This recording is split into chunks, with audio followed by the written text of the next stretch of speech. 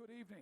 Would you please welcome to the stage for this evening's Welcome to Country, Gadigal Elder, Uncle Charles Chicka Madden.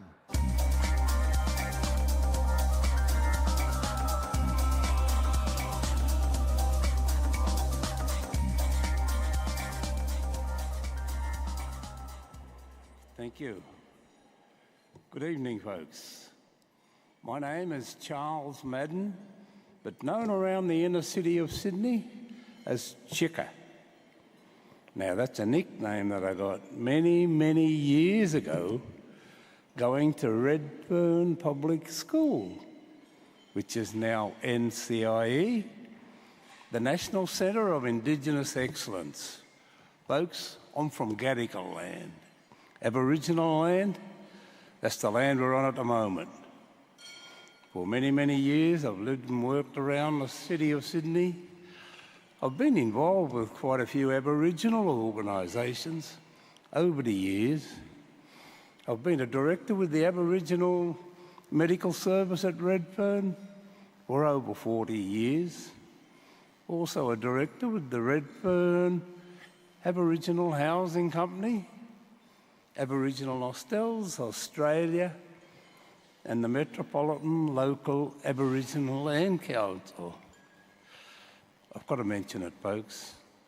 Also a life member of the Redfern All Blacks Rugby League Football Club. Thank you. Folks, for many, many years I've lived and worked around the city of Sydney. I'd like to take this opportunity this evening to extend a warm and sincere welcome to all my Aboriginal brothers and sisters, non-Aboriginal brothers and sisters. If we have any brothers and sisters here from the Torres Strait or further afar across the seas, welcome. Welcome to Gadigal land. The Gadigal clan is one of 29 that makes up the Eora Nation.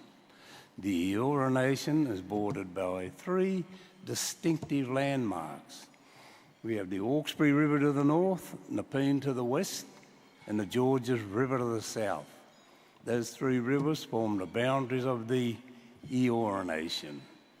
Folks, if you've travelled across this great city of ours today, the state or this great country, or from afar, welcome. Welcome to Gadigal land. Enjoy your stay. Have a safe and trouble-free trip home. Once again, welcome, welcome, welcome. Enjoy the evening, folks. Thank you.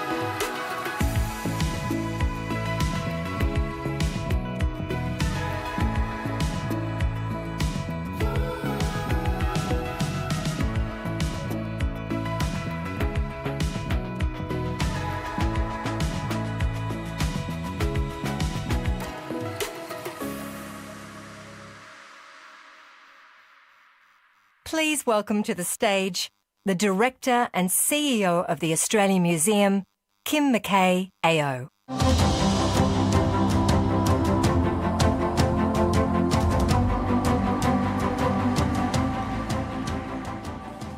Wow, you look great. Good evening, everyone. Special guests and Eureka Prize finalists, welcome all to this night of nights in the world of science, the 34th Australian Museum Eureka Prizes. Thank you to Uncle Chicka for his welcome to country tonight. It's always great to see Uncle Chicka at museum events. I'd also like to acknowledge the Gadigal people and pay my respects to elders past and present on what always was and always will be Aboriginal land, and extend that acknowledgement to other First Nations people who are with us tonight in the room, for they were our first scientists. In caring for country for tens of thousands of years, First Nations people have passed down their scientific knowledge and understanding of the earth, the sky and our seas, as well of course the native animals and plants through storytelling and sharing wisdom. I'd also like to acknowledge the Australian Museum's Director of First Nations, Laura McBride, who leads the AM's team in its commitment to prioritise First Nations culture and voices. It's her leadership and that of her wonderful team that's working to redefine the relationship between First Nations people and the Australian Museum community. Thank you, Laura. It's so very special to be back in the Town Hall this evening. The last time we had our ceremony here was in 2019, pre-COVID. And since then, we've been online or a hybrid at the Australian Museum site just down the road here or online too.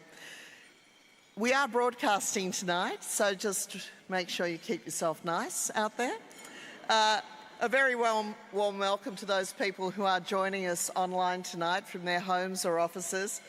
You can also join in the celebrations via X, which apparently was formerly known as Twitter, and use the hashtag Eureka Prizes. Now, as I said, we've been celebrating the Eureka Prizes at the Australian Museum for some 34 years. Just actually earlier, Kathy Foley, the Chief Scientist, told me that she won a Eureka Prize at our very first Eureka, or just a few years after that, Kathy. It's all right, she'll explain it to me later. I misheard her over the thing. But she was at that first award 34 years ago, and she said there was probably about 30 people down at the museum. So it's changed a lot since those days. We're very proud that these are the only national science awards to bring together leading scientists, early career researchers, science communicators, and of course school students. I see a lot of them down here this evening. Now, I've mentioned some of our special guests, or one of them, Kathy Foley, AO PSM, Australia's Chief Scientist, is with us. Professor Tanya Munro, AC, Australia's Chief Defence Scientist. Ms. Christine Elder, the Consul General from the United States. Elizabeth Mildwater, the Secretary of our department, the Department of Enterprise, Investment and Trade, and Mr. Anthony Lean, the Secretary of the Department of Climate Change, Energy, Environment and Water. And many more colleagues from state and federal government departments are in the room. I give the late apologies this evening from the Federal Industry and Science Minister Ed Husic, who of course has been called away to Perth for a cabinet meeting, and also the New South Wales Minister for the Arts, our Minister John Graham, who is in Senate estimates. Lucky John. I'd also like to welcome my colleagues from the Australian Museum, including of course our wonderful President Brian Hartzer is here, along with many of our current and former trustees. The former director, Des Griffin, is here, he's a legend, and other members of the leadership team. And of course a special shout out to former Trust President and science broadcaster Robin Williams AO, who founded the Eureka Prizes, and you'll be hearing more from Robin this evening.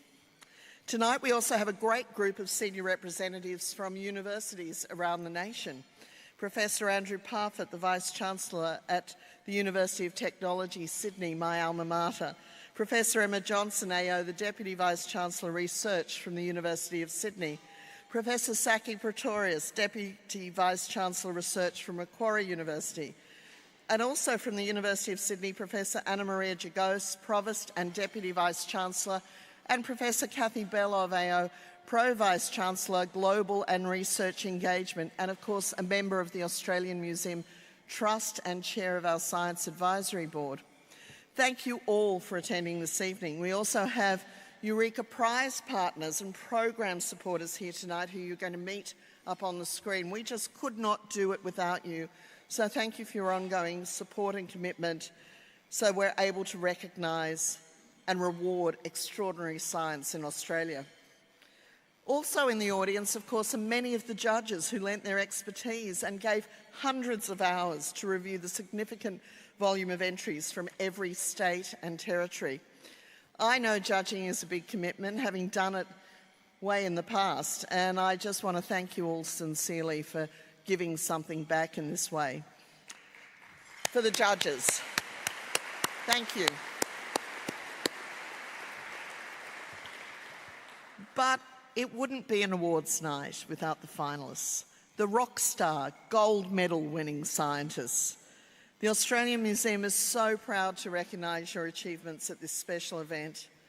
The impact of your work will be felt for many years to come, and that's what really matters. Could I ask all finalists to stand up if you're able, or raise a hand so we can recognise you? Finalists, come on, don't be shy.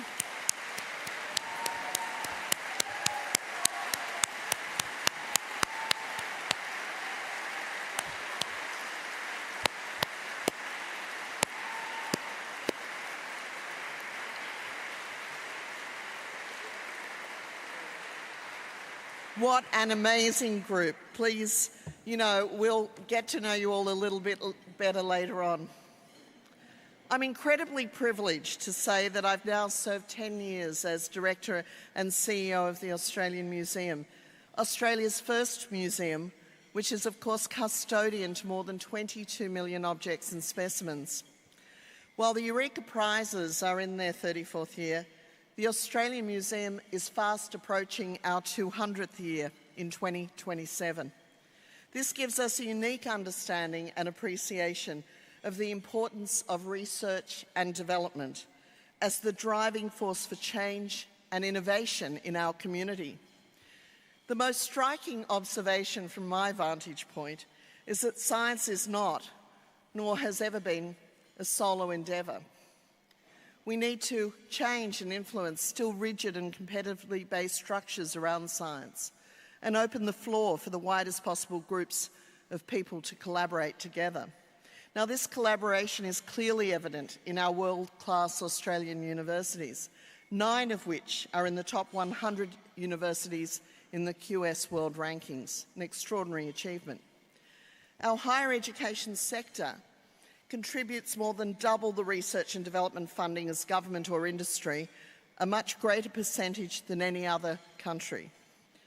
I'm sure this is not a new observation to those in the room this evening, but it's worth repeating that we have to keep up the momentum, the public awareness, to support our universities who drive research and development, collaboration and connection.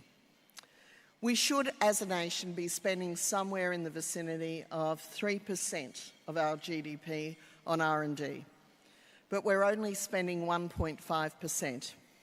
Now, recently, Deloitte Access Economics reported that for every dollar invested in higher education research, $5 is returned to GDP. But this isn't just about making economic sense. This is also about supporting the teams of people who are working together across our institutions, across geographic borders, and across the political divide to find solutions to our biggest challenges. As the Business Council of Australia recently commented, we are playing with Australia's 4th largest export at a time when our economy is on a knife's edge. Why would we want to limit our universities at a time when we know the value and that they are focused on finding solutions to the world's biggest problems? This adversely impacts our natural history and culture museums like the Australian Museum too, as we all work closely on science research with our universities. I firmly believe science is humanity's superpower against the major challenges we now face and into the future. Just look at the discoveries of some of the finalists of tonight's Eureka Prizes. We have teams that have dated the Antarctic ice sheet collapse using octopus DNA. There is the world's largest melanoma imaging study advancing detection and management. And we're celebrating the work of scientists who have captured electrical power from a thermoradiative diode, harvesting re-emitted solar energy at night. And that's just a drop in the Eureka Prizes ocean that we're all basking in this evening.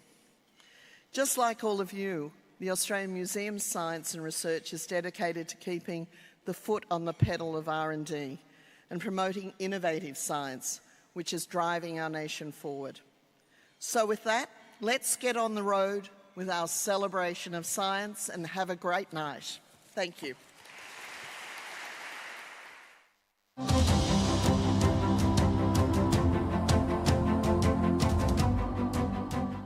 Please welcome to the stage your host for this evening, best-selling author, comedian, and inaugural ambassador for mathematics and science at the University of Sydney, Adam Spencer, and award-winning STEM journalist, Ray Johnston.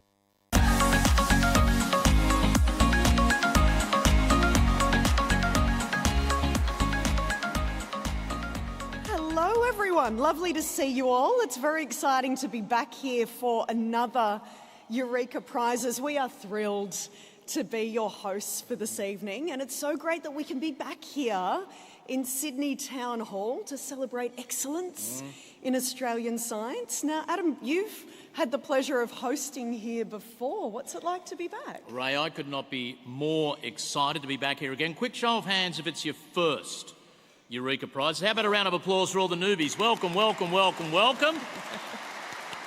Certainly not the case for me, Ray. I've been lucky enough to officiate the Eurekas on exactly N occasions, where N is an embarrassingly large integer. The first night that I stood here, I can remember it well, the whole evening was done in a dialect of ancient Greek, and the award for Best New Talent went to Robin Williams. That's how long ago we're talking. Love your work, Robin. 2024 this year, bring it on, Ray, let's go. Absolutely. Now, before we go any further with tonight's proceedings, respect and thanks to Uncle Chika for that warm welcome, and a big thank you to Kim as well for kicking off the night with such gusto. I want to say a big hello also to everyone watching the live broadcast online. Hello there. I am picturing some incredibly nerdy watch parties across the country and internationally as well. We have finalists tonight joining us from London, Vienna and Copenhagen as well, which is pretty exciting. So, it's a hello. Truly international occasion. As Kim said, over the last few years we have grown the online community for the Eureka Prizes, and it's always great to be able to share messages of support that have come throughout the course of the evening. So, as Kim said, jump on your preferred social media platform, use the hashtag Eureka Prizes, and join in the conversation to celebrate tonight's science stars. Memorable moments, snaps at the table, fan gatherings with whoever, the who's who of Australian science. Get it out there. Whatever your social media of choice, Facebook, Snapchat, Instagram, Tinder, we don't care. Just get it out there and spread that message. And a quick reminder, if you are posting in the room, please keep your phones on silent for the course of the evening. If you want to save time, you can do a lot worse than just following the Australian Museum socials posts and amplifying those as they go. Why don't we kick off the socials? I said I want to sort of capture the magic in the room so everyone at home can know exactly what they're missing out on. We're going to take a selfie here on stage. Right, a selfie upstairs. So in fact, it's really good. There we go.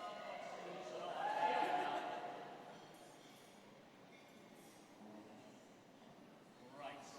Up that out there. Excellent, excellent, excellent. Okay, now, before I invite our first prize presenters up to the stage, just got a little bit of housekeeping for all of our finalists. If your name is called out as the winner, we will celebrate your win by showing 30 seconds from your submission video. As soon as that is over, scoot on up to the stage as quickly as you can, collect your trophy. We'll have a quick photo up here before you head to the lectern to deliver your acceptance speech. And Ray, I should remind all our finalists that less is more when it comes to the acceptance speech. We're hoping for a very succinct little retort. I'm thinking no more time than it takes light to travel 9 million kilometres. If you're not sitting within earshot of Dr. Karl, that means 30 seconds tops. After 30 seconds, while light will keep travelling, the flow of electricity to that microphone over there will come to a shuddering halt. After your acceptance speech, Ray or I might ask you a brief question about your work so that you can share some of the magic with everyone here and online around the world. I'm about to hand over to you for the first awards for the night, but before we do that, I just want to say it would be remiss of me as a proud Australian on a night when we come together to celebrate excellence, not to just take a moment to ask how amazing were our boys and girls in Paris at the Olympics and currently at the Paralympics. Aren't they doing us proud? How about a round of applause for those incredible athletes? The Paralympians are writing their own story as we speak, but my three favourite moments out of the Olympics were the Fox sisters, Jess and Naomi, 3 gold medals across the canoe and the kayak was incredible. For any physicists here in the room, Cam McAvoy, 50-metre freestyle gold medalist. He's studying physics at Griffith University and he redefined his training regime, rebuilt his own body using stats, data, cutting-edge technology, a great goal. But my favourite one was young Keegan Palmer, who went back-to-back in the men's skateboarding. And as he came off the ramp, having just won his second gold, they threw a microphone in his face, said, "How do you feel?" And he said this, "Dude, I mean like bro. Literally, I'm speechless." Now, you could give a Hollywood scriptwriting team a year to write the perfect acceptance speech for a skateboarding gold medalist. They could not do better than that.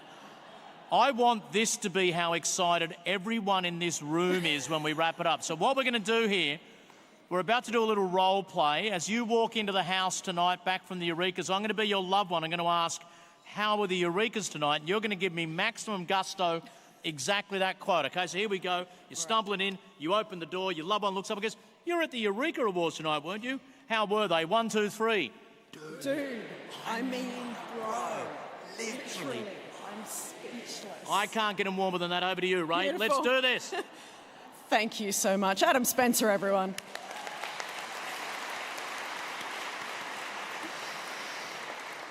Now we're going to kick it off with our first prize of the evening, which is the 2024 Eureka Prize for Environmental Research.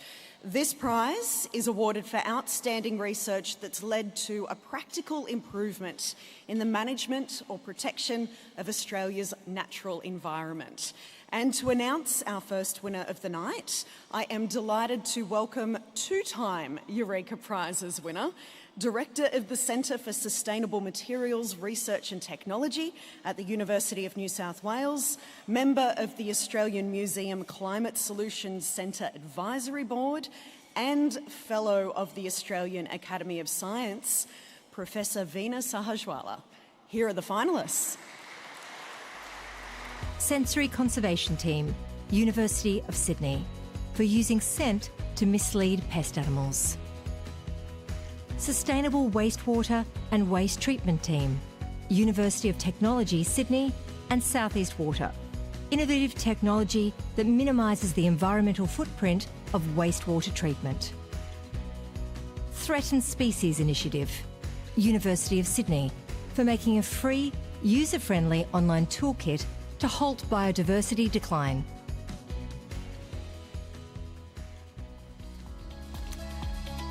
Well, the winner of the 2024 Eureka Prize for Environmental Research is, oh, how exciting, Sensory Conservation Team. Pest animals cost Australia over $1 billion annually and threaten hundreds of native species. Our team developed olfactory misinformation to reduce this damage. By synthesising and dispersing odours that pest animals use to find certain foods, we can effectively hide the things we want to protect, like grain crops, seedlings and nesting birds. This novel approach reduces damage by more than 70% and avoids the need for toxic poisons. It's safe, humane, sustainable and a potential game changer for conservation and agriculture globally.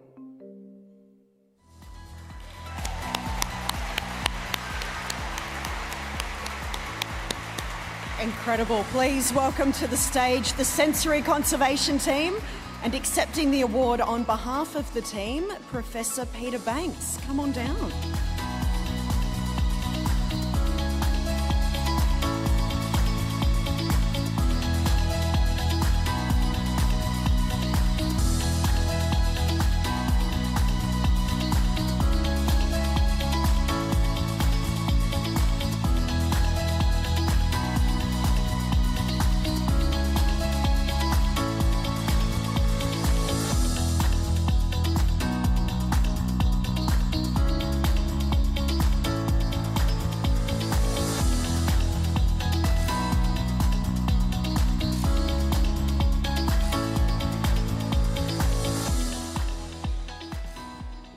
Dude.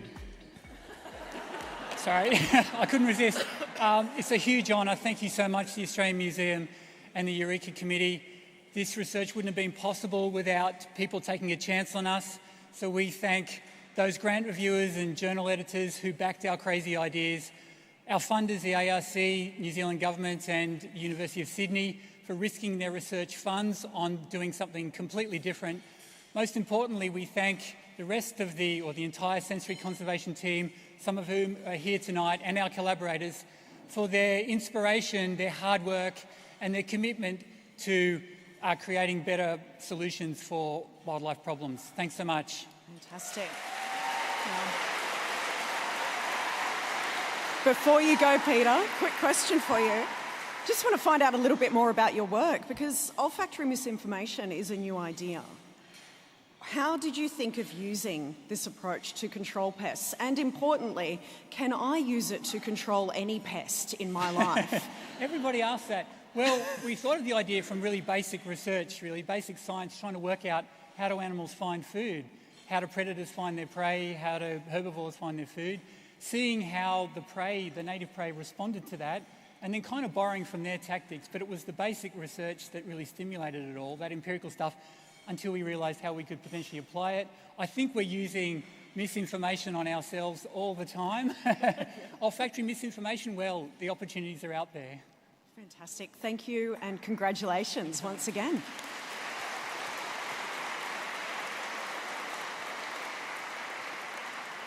Incredible. Now, we will present our next award very shortly, but before we do, I'm delighted to welcome to the stage to say a few words Australia's Chief Scientist, the wonderful Dr. Kathy Foley.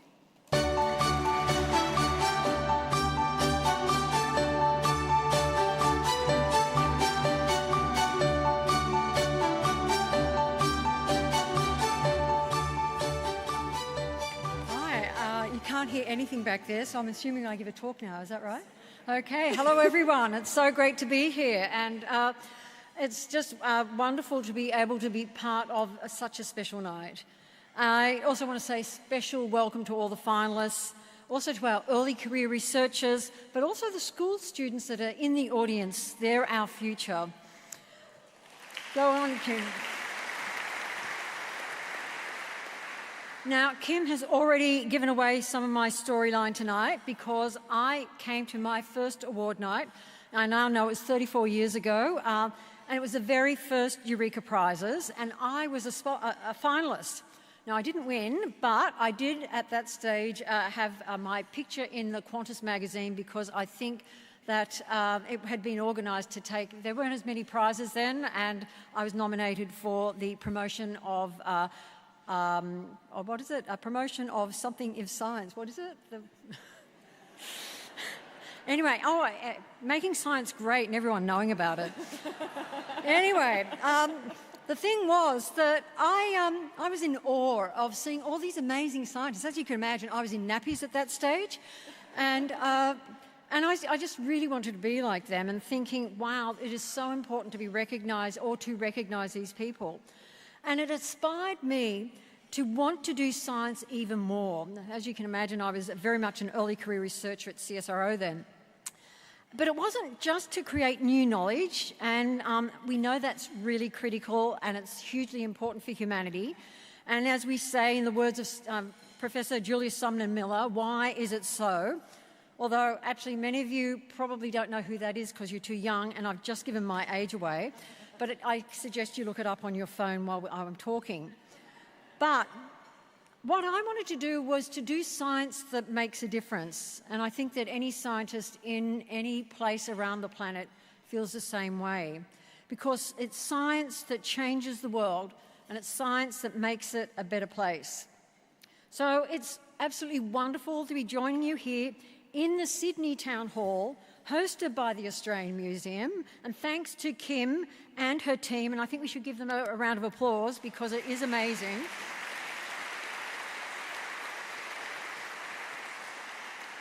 But especially because this is my last Eureka Prizes night as Australia's Chief Scientist, as my term is completed at the end of this year. So I want to say thank you to Minister Husick for organising to have to do the Cabinet meeting over in Perth, so I got a chance to be up here. Anyway, award nights are important as they give us a chance to recognise science excellence. But the Eureka Prizes take a step further because they also recognise research integrity, and that's our behaviours and our ethics, our research quality, which includes not just how we perform our research, but also how we support the people in our teams, our early career researchers, and demonstrate our leadership. We do know, of course, it is our science excellence, and that's many of the prizes are relating to that, but it's also its impact, including science communication. Now, my role as Australia's Chief Scientist is to provide evidence-based advice to the government. And I have to say, it's pretty easy. I can't be wrong because the evidence exists. It's either contested or it doesn't exist. So that's pretty straightforward. And my opinion is actually of no interest or shouldn't be of interest to anyone. And I don't advocate for things. I just sort of nudge things along. And you could say maybe I do advocate for goodness, and that's probably my main focus. But the second thing I do is also champion Australian science here and overseas. And it's been a huge honour to do that because Australia has top-notch science in just about every way you could count it. And then my final aspect is to support the research sector to be as efficient, effective and impactful as possible. Now, during my time as Australia's Chief Scientist, I've been involved in many projects that aim to support the research sector, diversity and inclusion in STEM career pathways, assessment of individuals' research quality, the science statement, the University Accord, the science and research priorities, and advice released last week on open access to research literature. That's just sort of some of the things I've done recently.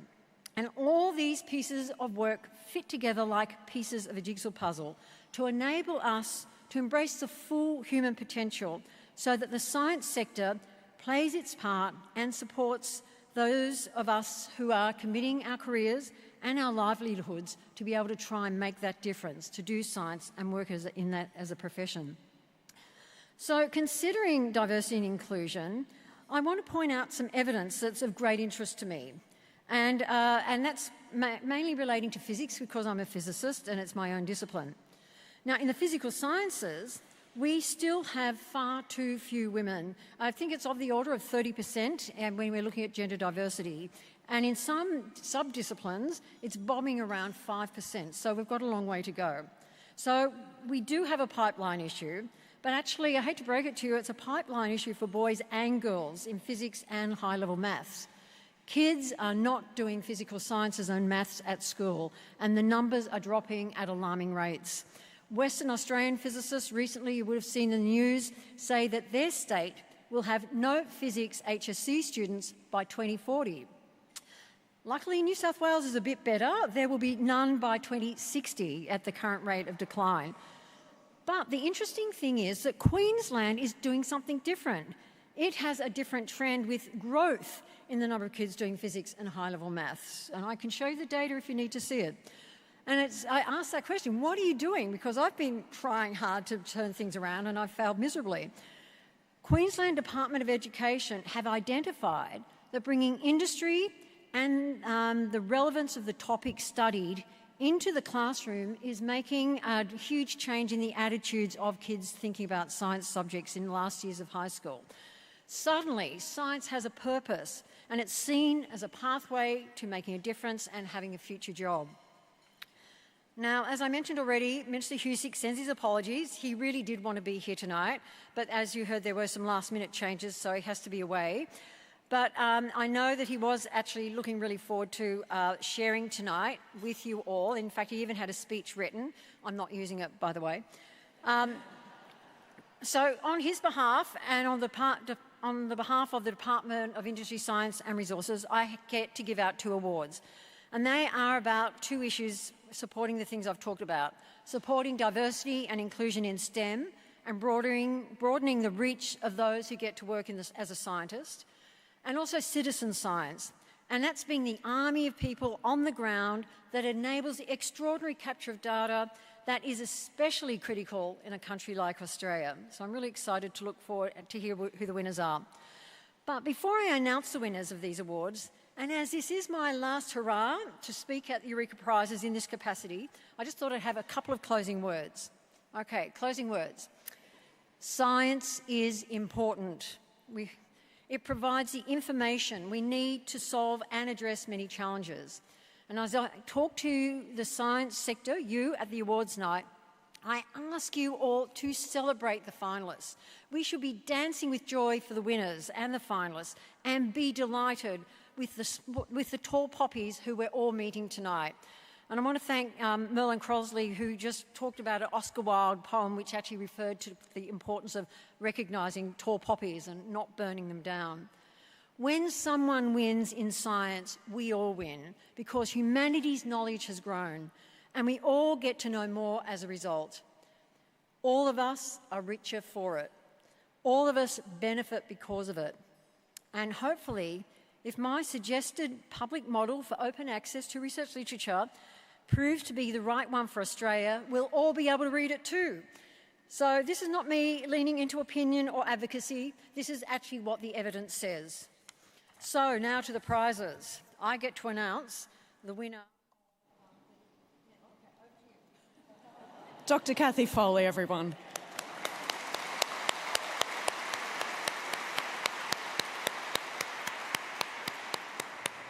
The Cloak Team, University of Sydney and University of Technology, Sydney, redesigning the traditional lab coat as a symbol of queer pride in STEM. Little Scientists Australia, for building STEM teaching capacity in early childhood education. Wonder of Science, University of Queensland, a challenge-based initiative to build STEM literacy and engagement in Queensland schools.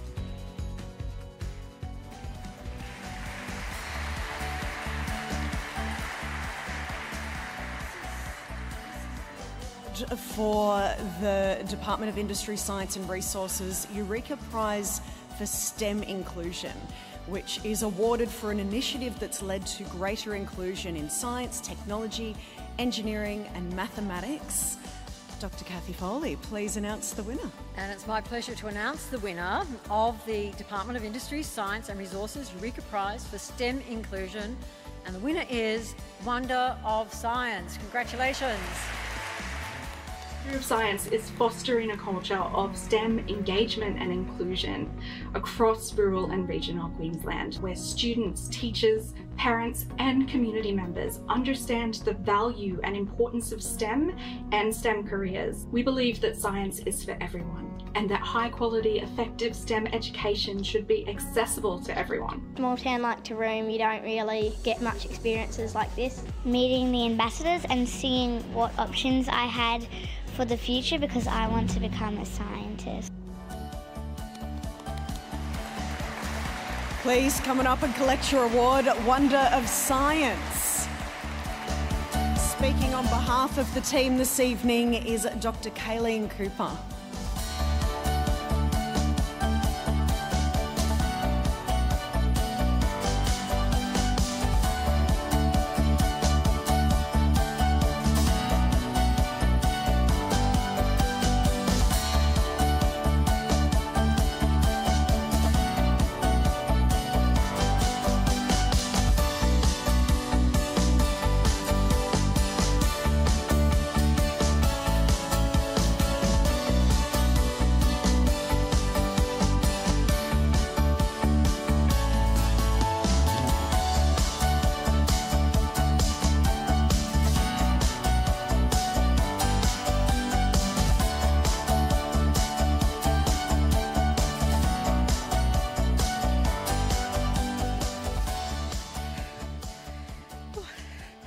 I did write a speech, but it's too long, so I'm just going to have to cliff notes it.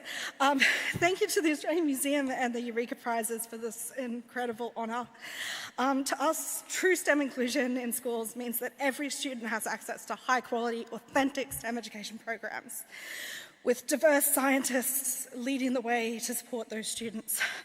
I would like to say thank you to the over 500 PhD students and scientists who have travelled across rural and regional Queensland. Thank you to my team, including David, who's here tonight, Eleanor, who can't make it, and Alex, who's on maternity leave. Thank you to our partners. Thank you to the universities. We have 3 universities involved, UQ, QUT, and Griffith. Thank you to our sponsors. Our program relies on sponsorships and donations. As an autistic woman who grew up in a regional town dreaming of becoming a paleontologist, Wonder of Science has been important to me since I volunteered for it as a PhD student, and I'm so proud of our program. And I just want to say thank you for having us here today.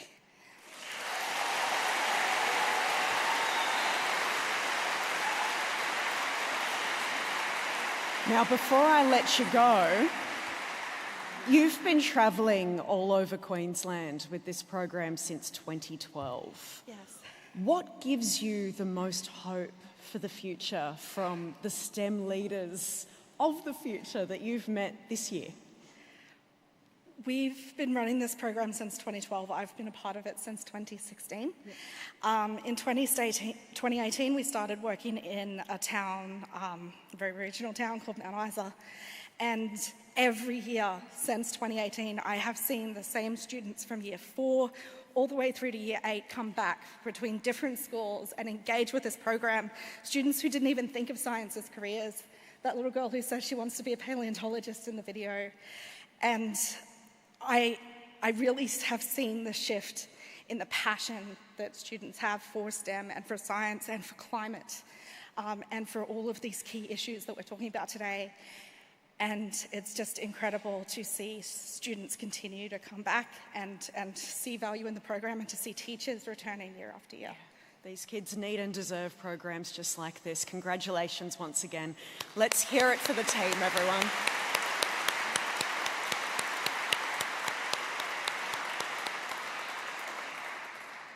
Now, Kathy is going to stay up on stage here with me as we take a look at our next prize, the Department of Industry, Science and Resources Eureka Prize for Innovation in Citizen Science.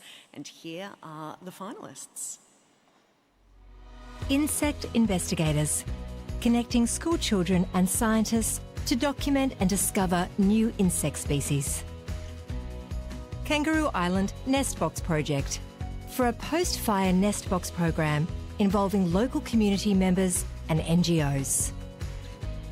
Passport to Recovery, Flinders University, bringing multiple citizen science initiatives into one engaging app and website.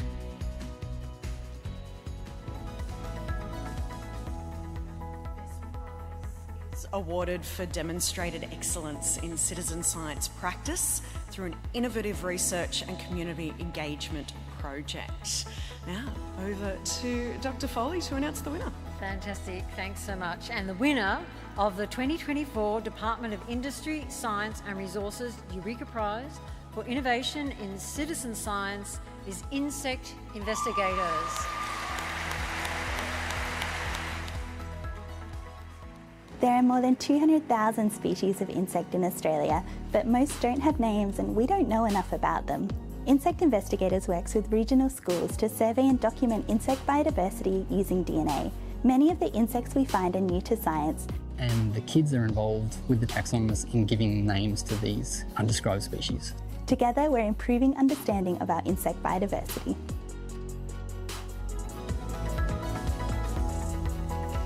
Please welcome to the stage Insect Investigators. Collecting the award is Dr. Erin Fagan-Jeffries.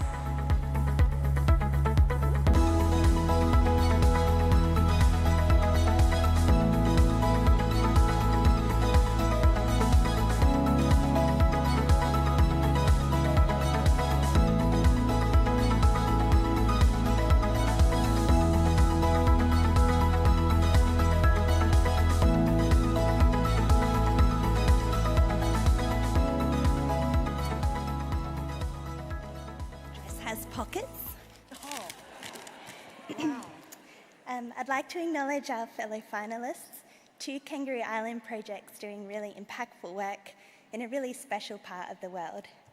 Insect investigators were successful because of the incredible and quite large project team, most of who are not here tonight, so a massive thank you to everyone who contributed. But really, this award is for the hardworking teachers and school students who helped to illuminate pockets of Australia's insect biodiversity. And we can't wait to see what we can discover next by working together. So, thank you.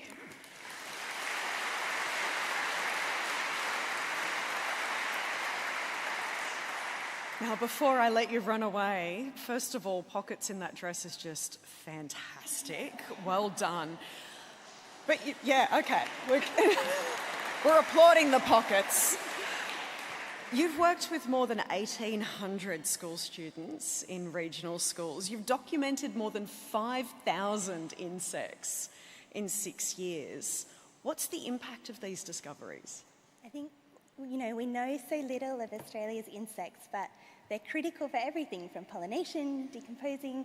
We can't survive without them, and it's going to take all of us working together to really understand them, know how to utilise them, and know how to conserve them. Do you have a favourite name for a new insect species? Ooh, well, we worked with the students to come up with the names, and they have come up with some really great ones. Some named them after their teacher, which I think is probably one of the sweetest ones, and I think shows the impact these teachers have in these regional schools. Absolutely. Congratulations once again.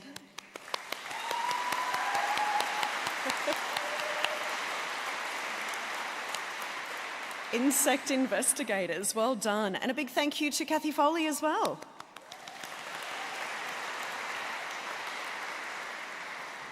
Now we're going to look at the UNSW Eureka Prize for Scientific Research.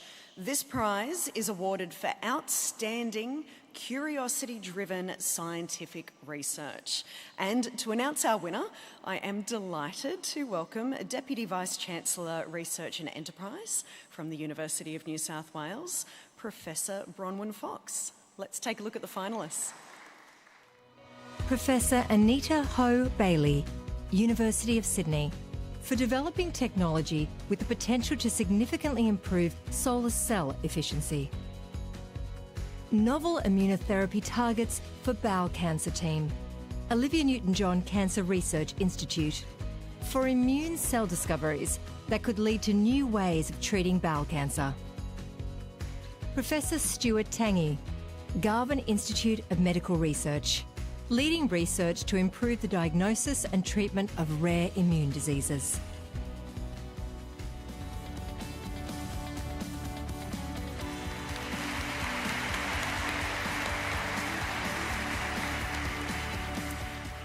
The winner of the 2024 University of New South Wales Eureka Prize for Scientific Research is Professor Stuart Tangi. Our immune system is really important to protect us against a wide range of infectious diseases. So imagine if you were born with a faulty immune system. I've been studying these types of diseases for the past 20 years, trying to understand their genetic causes. However, these diseases are really rare, so the only way we can move forward is through collaboration. Inspired by these patients and their families, I've established an international network of clinicians and scientists, and this is enabling us to make discoveries that can improve lives. Please welcome to the stage Professor Stuart Tangi.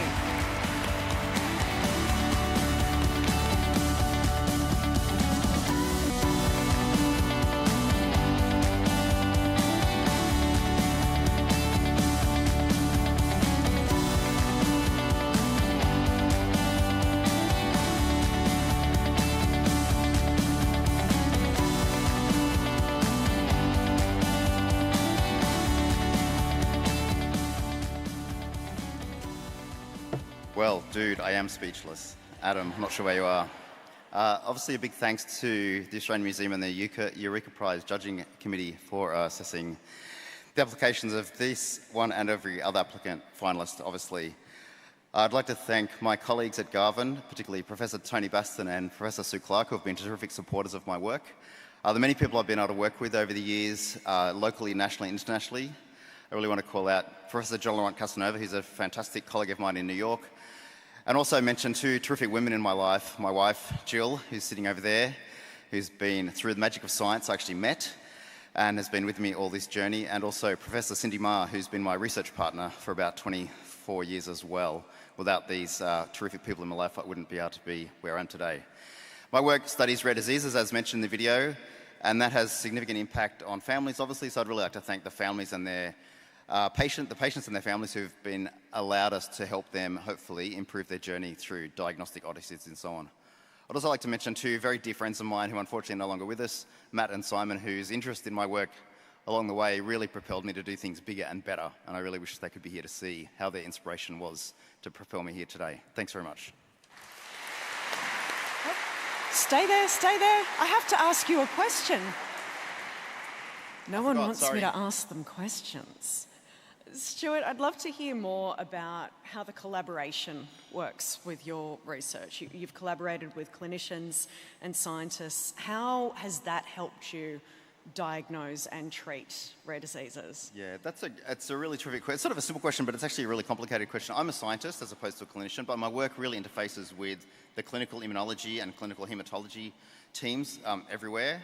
And I work on really rare diseases. And I became very aware a long time ago that I wasn't capable of doing a whole lot of things. I could do really good immunology, but I'm not a geneticist, I'm not a clinician, I'm not a molecular pathologist, so I needed to get a lot of these people in the same room, real or virtual, so that we could put our heads together and come up with ways and strategies, whether it be patient recruitment, whether it be genetic testing, whether it be functional biology, to understand how we can improve diagnoses, essentially, so that we can put a lot of, mainly kids, but adults, but a lot of kids onto a better trajectory for gene-targeted therapies. And as I said, that's much bigger than one person. That takes a village to get to that point. And I was lucky to have people share my enthusiasm and share my passion and share the vision that we could, if we work together, push this forward. And that really comes from a lot of collegiality and shared passion and enthusiasm to have the greater goal of better outcomes for medical research and medical conditions, obviously, in everyone's mind. Fantastic. Congratulations once again. Let's hear it for Stuart, everyone. And a big thank you to Professor Bronwyn Fox as well. Now, we're already on our 5th prize of the evening. This one is the Macquarie University Eureka Prize for Outstanding Early Career Researcher. And this prize is awarded for outstanding scientific research conducted by an individual early career researcher. To announce our winner, we have Deputy Vice-Chancellor of Research at Macquarie University, Professor Saki Pretoris. Let's meet the finalists. Dr. Anna Cho, University of Sydney, who has invented a lab-grown human brain model to enable disease research. Dr. Mengyu Lee, University of Sydney, for the development of novel computer modelling that reveals hidden costs of globalised consumption. Dr. Wei Wei, University of Technology, Sydney, for research that offers the aviation industry a more sustainable future.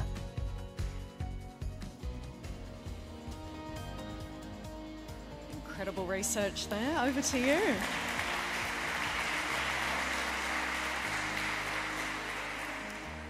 The winner of the 2024 Macquarie University Eureka Prize for Outstanding Early Career Researcher is Dr. Mengyu Lee. Confronting climate change in a deeply unequal world, we urgently need tools to monitor our resource use for sustainable production and consumption. Through advanced computer modeling, I arrive on the journey of goods across international supply chains. This uncovers often overlooked impacts on our communities and environment, revealing true costs we pay. By mapping complex flows, my work paves the way for a more sustainable and equitable future.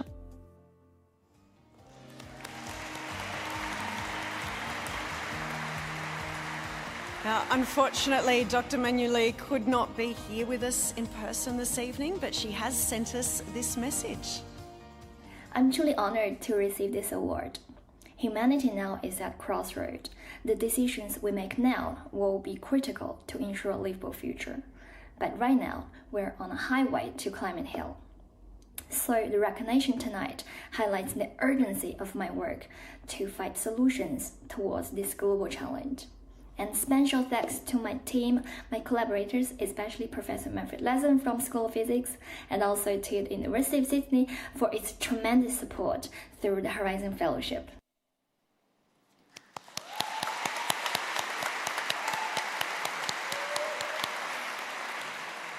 Congratulations and thank you to Dr. Manuli. That is a very creative way to avoid my questions. Congratulations again, and thank you to Professor Pretorius for presenting that one. Now, Adam, where are you? I hope you've been enjoying the show back there. I've been loving hearing about all these finalists and all the incredible work they've been doing. You've been listening in? I've been loving it, watching in, listening in, and it's going off online as well. People are using that hashtag Eureka Prizes. Many, many great ones out there. I saw one tweet in particular I loved that someone said, to thank you, Cathy Foley, for your extraordinary service as Australia's Chief Scientist. Or, as they say in politics, Cathy, 5 more years. Let's do it. Ray, thank you for taking us through the first section of the awards tonight. Why don't you head down to your table 11 and wolf down your entree. Give Ray a big round of applause. Hasn't she been wonderful so far? Thank you, Adam. See you back here soon, mate. Let's move on now to the Celestino Eureka Prize for promoting understanding of science. It's awarded to an individual scientist who shared their expertise with a broad audience, informing, enthusing and engaging the public. To announce the winner, we'll be joined by the General Manager of Business Development at Celestino, Duncan Challen, and here are this year's finalists. Dr. Vanessa Perotta, Macquarie University, a wildlife scientist whose advocacy for the oceans engages with diverse audiences. Professor Ewan Ritchie, Deakin University, who fosters a deeper understanding of the natural world in the face of growing environmental challenges. Associate Professor Susie Sheehy, University of Melbourne, for telling stories that celebrate global science achievement, especially the role of women in physics. And the winner of the 2024 Celestino Eureka Prize for promoting understanding of science is Ewan Ritchie. Numbat, quokka, dingo, ricali, bilby, ghostbat, wombat, echidna, platypus, greater glider, Tassie devil, and the koala. These are just a small selection of Australia's amazing mammals. Tragically, these species and many others, and the ecosystems that they call home, are under severe threat. Through telling their stories, my goal is to increase public understanding and appreciation of biodiversity, to foster connections with nature, and to motivate people to act for a brighter future. Please welcome to the stage Professor Ewan Ritchie.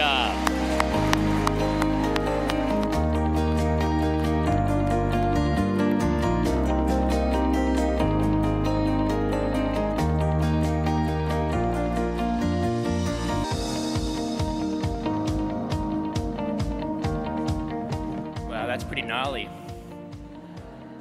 First of all, I'd like to thank my fellow finalists in this award category. You're amazing. You both absolutely deserve this award, so all credit to both of you. I'd also like to thank Australia's First Nations and acknowledge Australia's First Nations peoples across Australia, the first scientists and care for country across this wonderful country of ours. Celestino, the Australian Museum, thank you for putting this amazing event on, and everybody behind the scenes that's put this incredible event on. I'd like to thank Deakin University for supporting me to do the work that I do. I'd like to thank my amazing wife, Jen Martin, who's also one of Australia's best science communicators. My kids, Rowan and Kiri, and our wonderful dog, Molly. And I'd also like to thank the incredible people that I'm fortunate enough to work with, students, collaborators, and so forth. It's a real honour to have this award, but most importantly, the great honour is to work with those incredible people. And if I could say one thing to all of you, it is to tell your stories. Stories are powerful, and we need stories more than ever. Thank you. Well said, Ewan, well said. Now, Ewan, in addition to your world-class research, you started the Australian Mammal of the Year competition, won last year by the golden-tipped bat that grows no larger than a thumb. Anyone who knows me, Ewan, knows that I've been a golden-tipped bat freak for years now.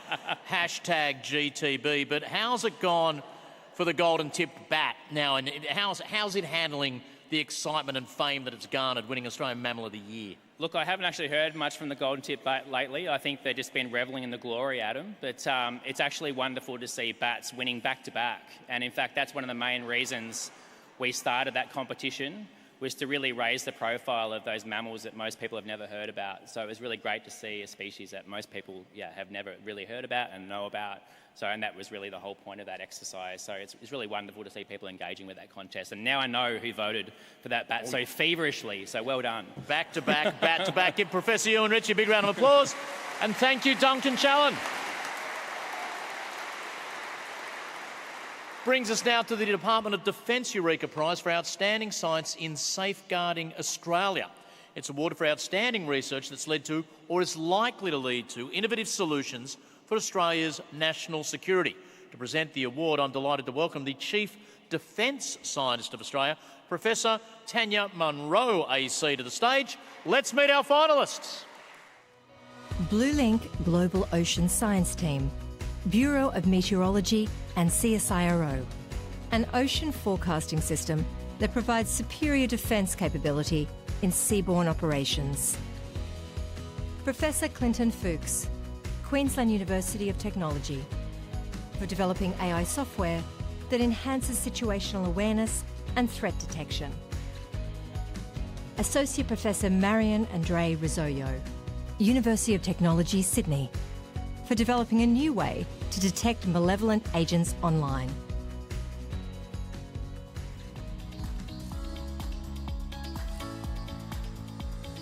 And the winner of the 2024 Department of Defence Eureka Prize for Outstanding Science in Safeguarding Australia is the Blue Link Global Ocean Science Team.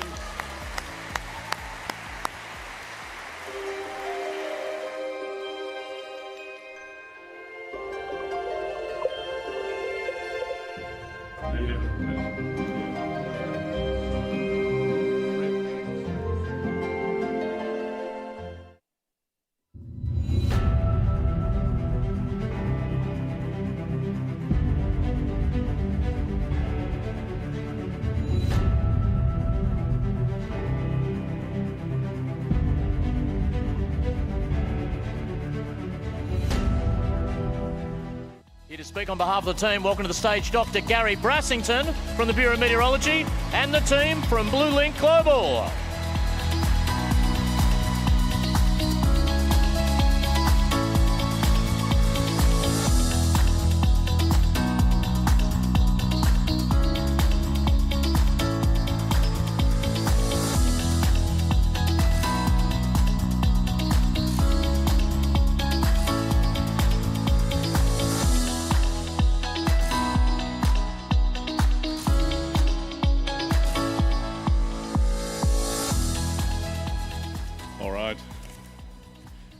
Gentlemen, only 30 seconds, I wrote it down.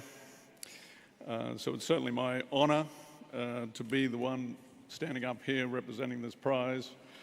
A small selection of my team members here and many others that will be online. We've been in a marathon rather than a sprint. So there's a lot of people to thank because this has been going for over two decades. And particularly we'd like to acknowledge Dr. Neville Smith, Dr. Andreas Schiller, and Commander Craig Roy, who inspired the original Blue Link project over 2 decades ago from the Bureau of Meteorology, CSIRO, and the Department of Defence. And we would like to acknowledge Commodore Robin Phillips, who's sitting with us in the audience today. She, at an earlier stage of her career, was one of the leaders in the early stages of the project. So, thank you. Great stuff. Gary, can I ask you? I know two things about the ocean. One, it's big. Two, it's volatile and really hard to predict. But you've created here between CSIRO and the Bureau a world-leading ocean forecast system. What's the impact that's already had? I think the impact that we're going for is that we're helping Defence. So Defence operate at and below. And the below part is the part that's very difficult to predict, as you can see, how complicated it is. So I'd say our submariners are probably the ones that are deriving the most benefit from what we do.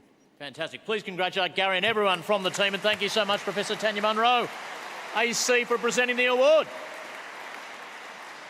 Well, we now move to the Australian Research Data Commons Eureka Prize for Excellence in Research Software.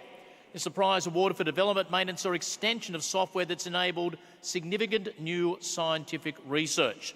Announcing the winner in just a few moments will be the Board Chair of Australian Research Data Commons, Craig Roy. But first of all, let's meet our finalists.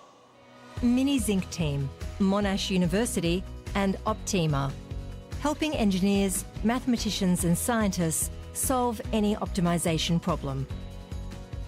MR-Trix 3, Florey Institute, Australian National Imaging Facility, King's College London, KU Leuven, University of Antwerp, for drastically improved MRI imaging processing, leading to better understanding of the brain. Professor Gordon Smythe, WEHI, who has developed one of the world's most popular software packages used in modern biomedical research. Thank you, Adam. The Australian Research Data Commons, better known as ARDC, Eureka Prize for Excellence in Research Software, is Professor Gordon Smythe from WEHI. Modern medical research generates huge genomic data sets. For over 20 years, my group has developed the LIMA software package to detect changes in gene activity, something fundamental for understanding how diseases arise. LIMA uses advanced statistical methods to ensure reliable results.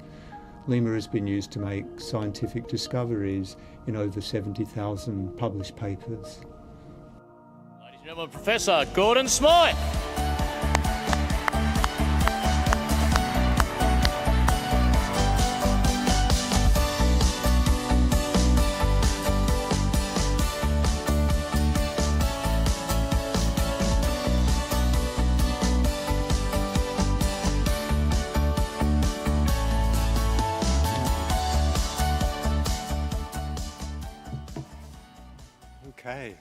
Okay, I'd like to thank the Australian Research Data Commons for creating this prize, because it's great to see the importance of software development recognised in this way. It's something that's often forgotten. The LIMA project has been a huge project over the last 20 years. It's really changed the way that genomic data has been analysed. And I'd like to thank all the members of my team who have contributed to the project over the last 2 decades. Thank you.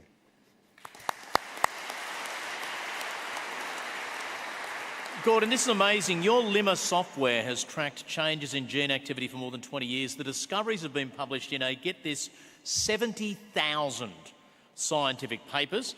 As much as you'd love to, we can't go through all 70,000 tonight, but can you talk to us about one or two of the major discoveries that LIMA has facilitated? Well, well, I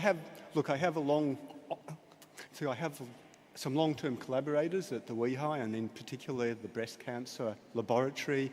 And one of the early things we worked on was the proof of the existence of mammary stem cells and the identification of the cell of origin for BRCA1 breast cancer, the most invasive form of breast cancer. And LIMA was instrumental in, so that was partly discovered by bioinformatics means. That and 69,999 other scientific papers. Please give Gordon a big round of applause. Congratulations. And thank you, Craig, from ARDC. OK, we're not far away from dinner now, but for those here IRL, as the young people say in the town hall, you'll be enjoying some fabulous food. For those online, I'm sure you've got your fridge stocked and ready to go. But now to what is always my favourite part of the night, though I'm unspeakably biased on this. We're going to welcome to the stage Professor Marcel Dinger, Professor of Genome Biology and Dean of Science at the University of Sydney, and one of the original Sleek Geeks, also from the University of Sydney, Dr. Karl Kruszelnicki.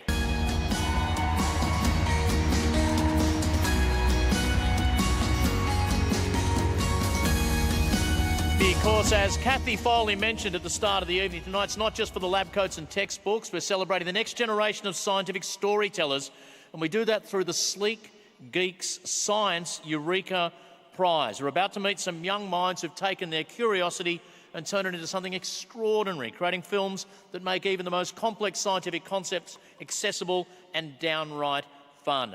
This year, the theme was energy, from exploring the energy behind superstorms to reminding us to be mindful of our energy use, even a quick caffeine hit. These finalists have shown us that science isn't just for adults, it's for anyone with a question and a bit of imagination. So let's give it up for these incredible young thinkers who've proven that with a love of science, a camera and some creativity, you can achieve greatness. How about a round of applause for our Sleek Geek finalists? They're all here this evening.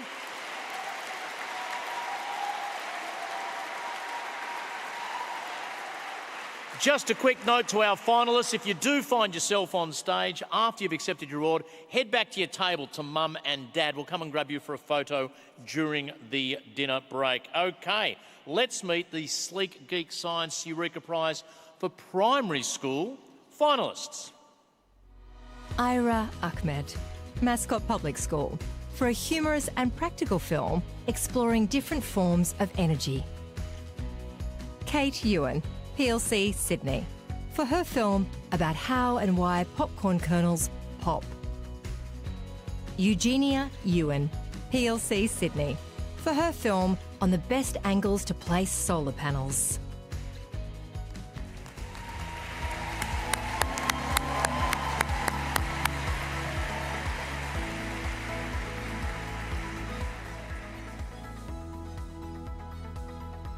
And the runners-up in the 2024 University of Sydney Sleek Geeks Science Eureka Prize Primary School are from Mascot Public School, Ira Ahmed,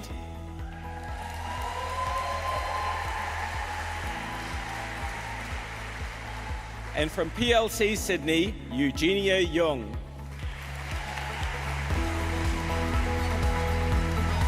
Ira's film explored complex energy concepts like chemical, kinetic and gravitational power all rolled up in one, and Eugenia used her film as a way to educate and inspire people around the world to use solar power. Not only super interesting, but also with great purpose as well. Two wonderful films interpreting the concept of energy. Not quite sure if Ira was meant to come to the stage or not, but she has, and who's going to stop her? This is Ira Ahmed, ladies and gentlemen.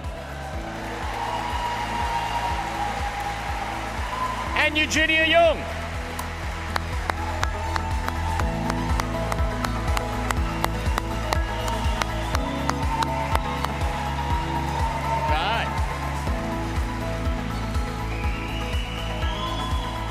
And as Ira and Eugenia make their way back to their seats, if we could have a bit of a drum roll, though to be honest, it probably won't be an incredible surprise to any of the three finalists in the category. The winner, please, Professor Dinger.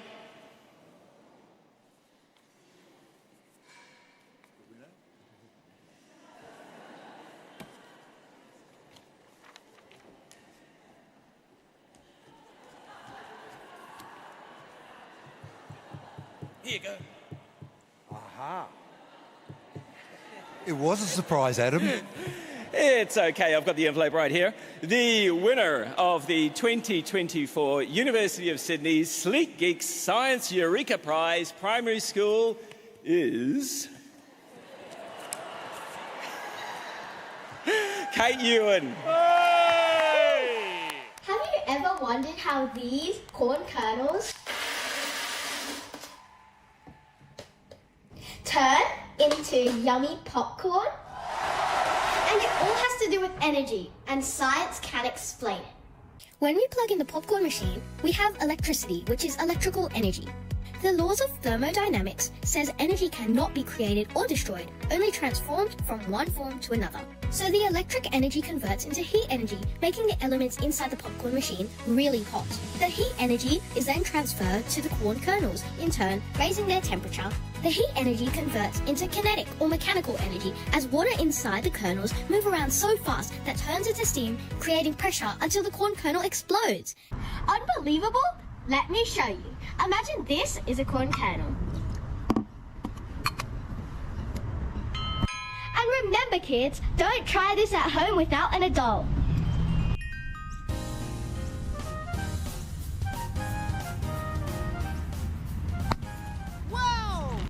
So why are there some that don't pop? One reason corn might not pop is that there isn't enough electric energy, thus heat energy, going into the corn kernels. Then the steam doesn't have enough kinetic energy to bash against the kernel hull. Another reason is when the hull is damaged, so it's like having a leak and the energy just escapes, and there's no build-up of pressure for that corn to pop. Also, not all corn have kernels that can pop. Popping corn is a specific variety of corn and is called ZR maize averta, like the ones grown on the Kennedy farm in Victoria. Other types of corn, such as sweet or dent corn, will not pop because the kernels are too starchy or has too much sugar and not enough water to gain enough kinetic energy to pop the hull. Which makes me wonder though, if I lived on a popping corn farm and global warming continues and this world gets so hot, will I drown in popcorn? Please welcome to the stage, Kate Ewan.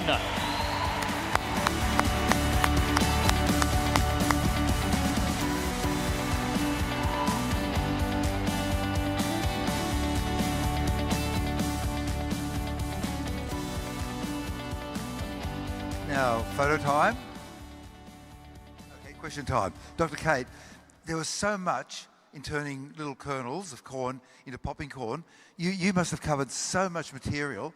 What surprised you that you learnt, and did you like other people to know about popping corn in their future lives? Well, it's like very yummy. Popcorn is very good. And, well, it's like very interesting how like some popcorn doesn't pop and how some does, because some, as you told me before, they have to have a weak or a strong layer on top of it, otherwise it won't pop. And some people go through their whole lives and never learn that. Give it up for you. Give her a round of applause. Congratulations, Kate, our primary school Sleek Geeks winner for 2024. Well done from PLC Sydney. I did have the principal of PLC Sydney race up and give me a bit of cardboard earlier. Wanted me to mention that you might remember, Carl, back in 2019, a young woman called Ellie Cole won the senior, the high school Sleek Geeks Eureka Prize. She just finished 7th in the 10-metre platform diving at the Paris Olympics. So there, how's that for circularity? There we go. They are some talented kids. We're now going to move on to the secondary school Sleek Geeks Award. Here are our finalists. Scarlett Pawson and Sophia Lee, Smiths Hill High School, for their dramatic explanation of the threat posed by solar superstorms. Easton Rush, St John's Anglican College, for his film explaining what goes on in the heart of the sun. Lucy Tazawa, Lakes Grammar, for a film explaining how caffeine seems to give us energy. Let's give all of our finalists a big round of applause. Over to you, Professor. And the runners-up in the 2024 University of Sydney Sleek Geeks Science Eureka Prize Secondary School are, from Smiths High School, Scarlett Pawson and Sophia Lee.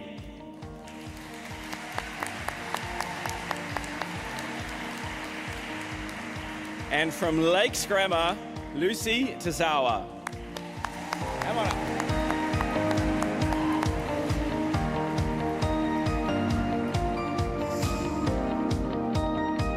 These were two wonderful creative and educational films based on the theme of energy. Sophia and Scarlett, second-time finalists in this competition, took their film up a notch this year to explain the energy behind solar superstorms and the cataclysmic effect that one of those could have on Earth. And Lucy's film dove into something I knew I couldn't live without, caffeine and energy drinks. I don't know if I want to know exactly what it's doing to my body, Lucy, but it was a wonderful film. Please give them all a big round of applause.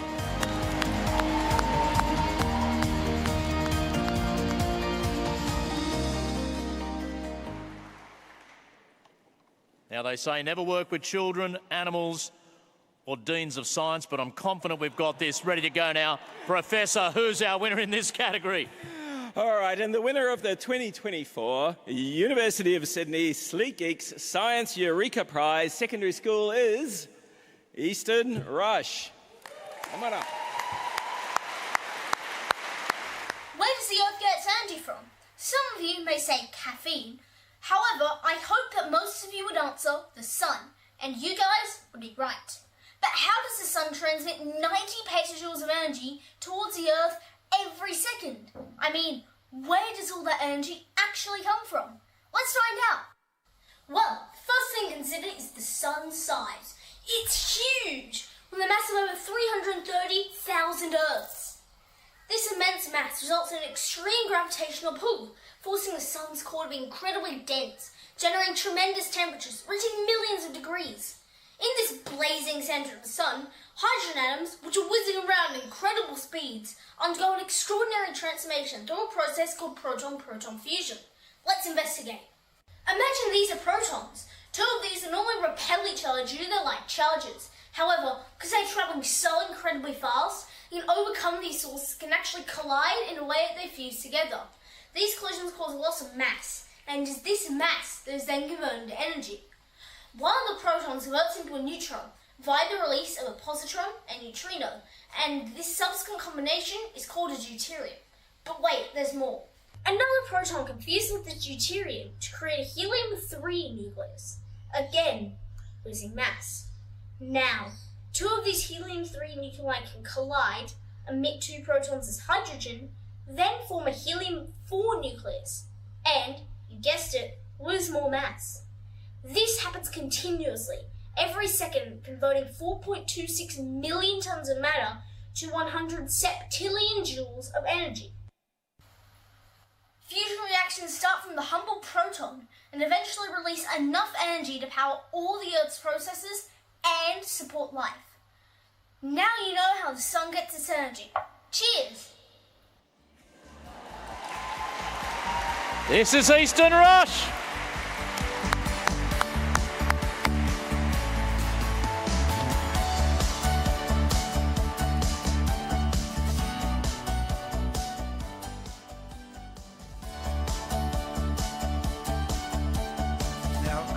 Easton, your name is pronounced kind of that way because you're from Wales. Can you give us the proper pronunciation, please?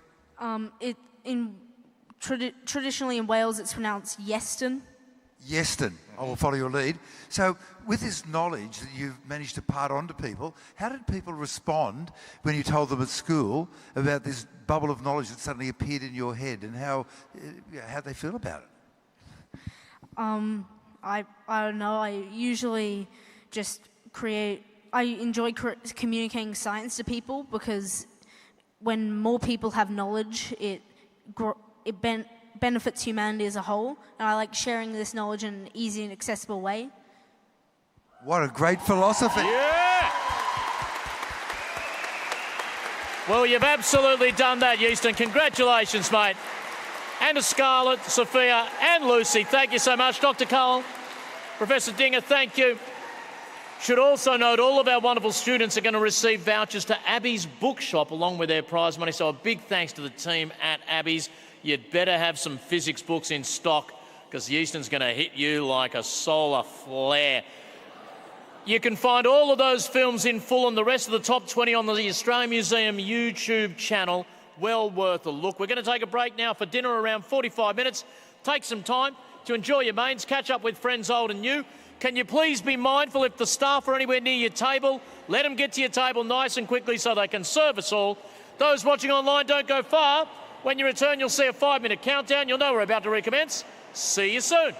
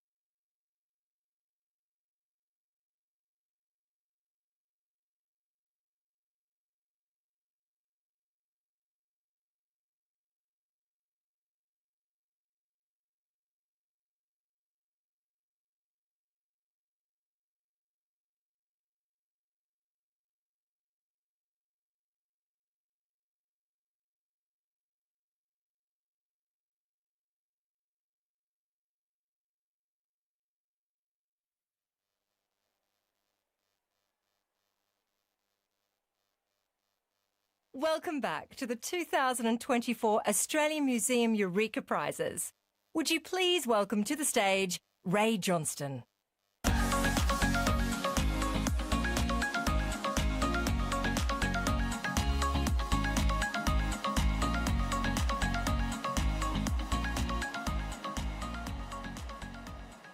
Hello, hello. Welcome back, everyone. Nothing like some walk-on music to get you all in your seats. I hope you've enjoyed your break. I enjoyed my meal. I had the chicken. It was beautiful. Thank you to the staff. Fantastic. I've had a quick moment to check out the socials in our little break there as well. And the Eureka Prizes hashtag, it is getting some traction out there.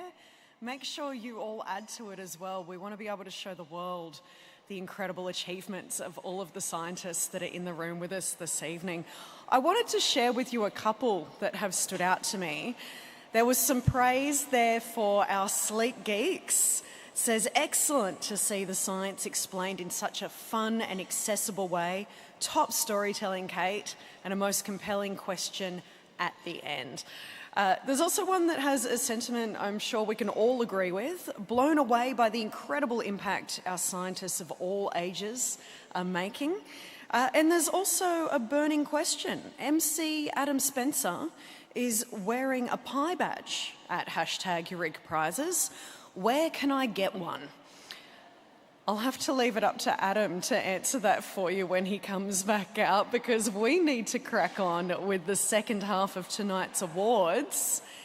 It is time for a special part of the Eureka Prize evening, which is the presentation of the 2024 AMRI medal.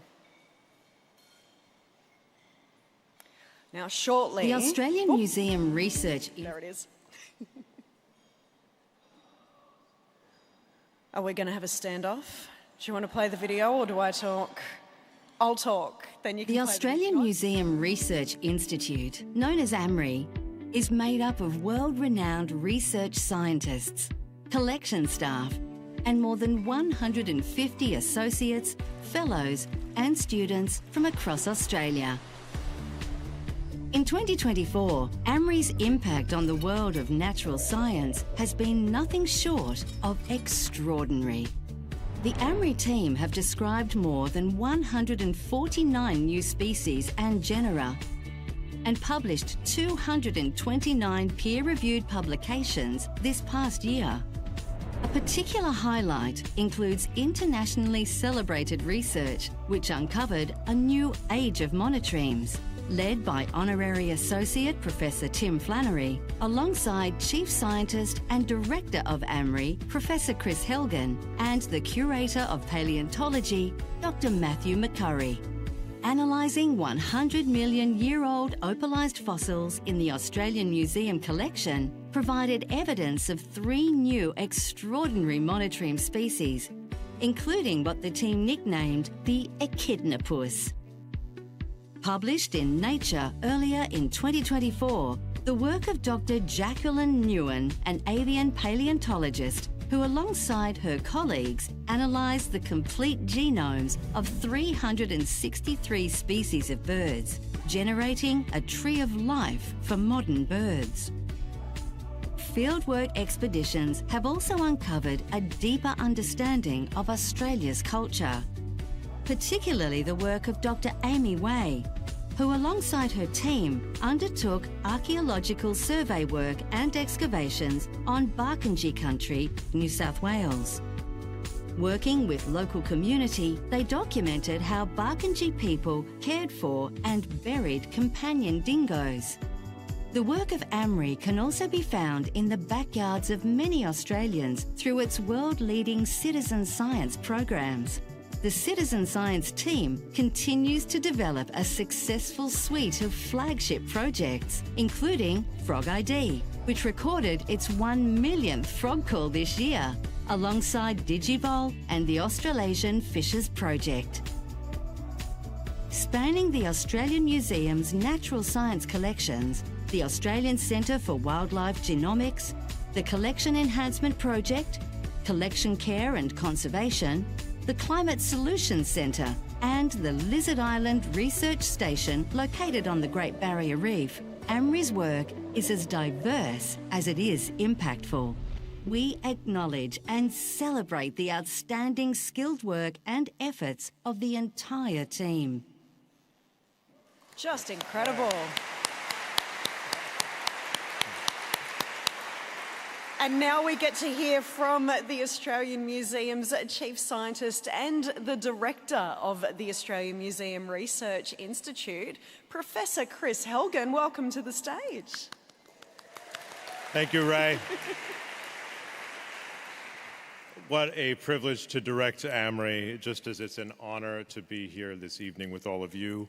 I am, as you can imagine, so incredibly proud of the Australian Museum Research Institute and our team and everything we've achieved this year.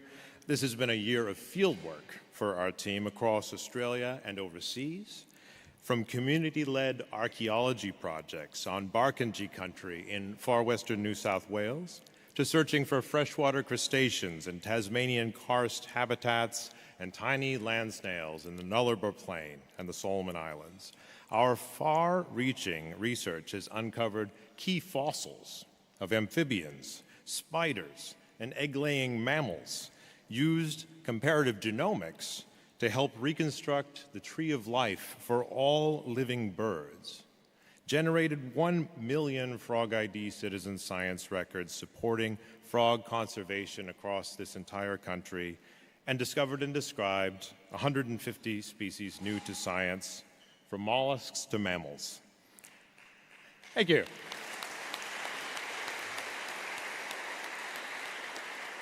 It's been a year of change, so we welcomed a new branch into the Research Institute, the Climate Solutions Center. And that is led by Dr. Jenny Newell, who's here tonight, and we look forward to taking our science to become more directly engaged with climate science. We also are bidding a fond farewell to our outgoing extraordinary Lizard Island Research Station co-directors, Dr. Ann Hoggett and Dr. Lyle Vale. They're retiring this year after 34 years on the job. Both Ann and Lyle have unmatched expertise on coral reef ecosystems, and they've been huge contributors to making our station a world-leading research facility. AMRI will be soon welcoming new co-directors, and we ask you to stay tuned. They're coming up to Lizard Island. The work we do in AMRI is focused on researching, archiving, and preserving the past, but it's vital in responding to current needs, global challenges, and anticipating the needs of the future. I actually say that museums are the most future-focused institutions.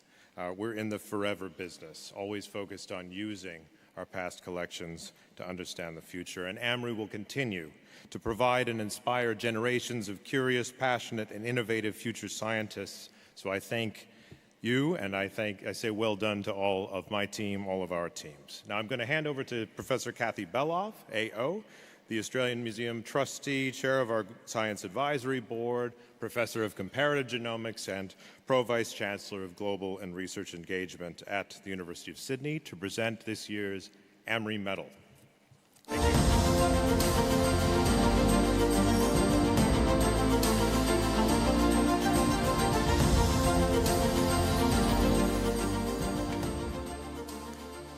The eminent marine biologist, Professor Shane Iong, is awarded the AMRI Medal for his outstanding career as a crustacean taxonomist. Shane's research interests lie in marine and freshwater crustaceans, such as mantis shrimp, crabs, and crayfish.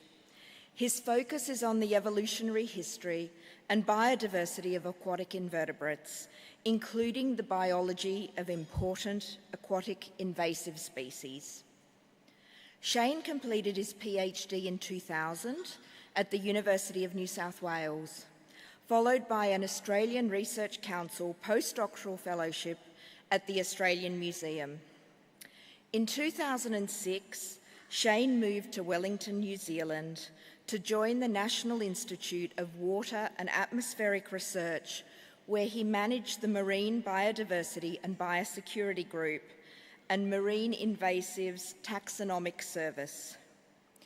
In 2010, he rejoined the Australian Museum and is currently a senior principal research scientist and head of the marine invertebrates team.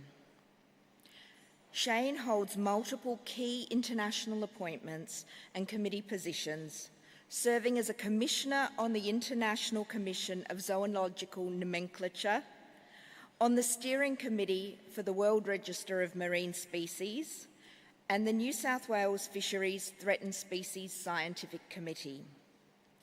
Shane has a very impressive publication record with more than 12,000 citations on Google Scholar and over 350 publications.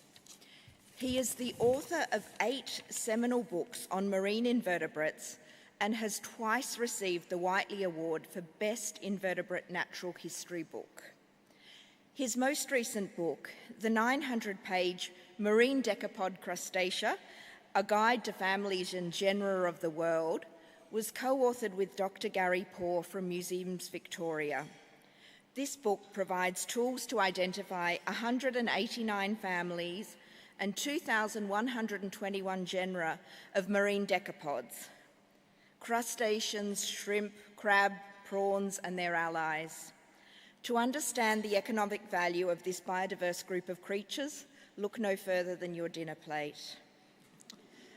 Shane has a keen interest in passing knowledge down to rising generations of young scientists and has supervised many postgraduate students in Australia and overseas, and he is an important leader and mentor at the Australian Museum.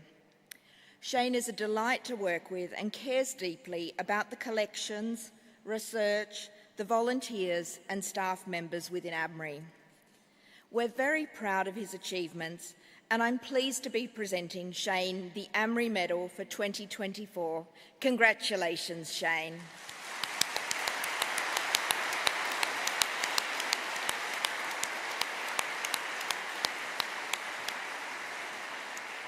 Unfortunately, Shane can't be here with us tonight, but he has prepared a few words. Let's take a moment to listen.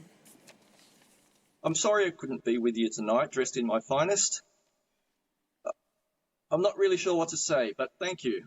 I'm honoured to receive this award. This is a big surprise, and all the more meaningful coming from my home institution. First, I want to give a big thanks to my family for their forbearance and support over the years, and also my dear colleagues at the museum and more widely. The Australian Museum has been an important part of my life since the earliest days. My first visit was at age 5 or 6. It started with dinosaurs, of course. However, as a 7 or 8-year-old, a favourite exhibit for a very long time was a fairly nondescript pair of small crabs called fiddler crabs. The marine folk will know them. They live on mangrove mudflats and come out to forage at low tide. In the exhibit, they just caught my eye. I was fascinated and had to find out more. I'd never seen them before. So that started a years-long quest to find them. My dad, with car keys, I dragged him from mudflat to mudflat across Sydney and beyond to find these crabs. As it turns out, they're not that common, but we found them, and I was amazed. I was just totally fascinated, as you can imagine, and that was just the first among hundreds of species that would follow. That brings us into the present. What better place to study these animals than at the museum with its vast collections? It's a treasure chest. So why am I telling you all this? I'm often asked, why do I study these animals? First and foremost, there's all sorts of good reasons, but first and foremost, they're amazing, and you can tell I love it. So as you watch this video, hopefully I will be in Western Queensland, waiting for the Diamantina River to reach its appropriate level. So you guessed it, there's a few more species that I want to chase. Anyway, if we go on and on. Look, it's a great privilege to have a career in science and to be able to chase knowledge and make it known, and to be able to help foster the next generation to climb aboard as well. Again, thank you. This is a special one. This is a special one. Have a great night. Thanks.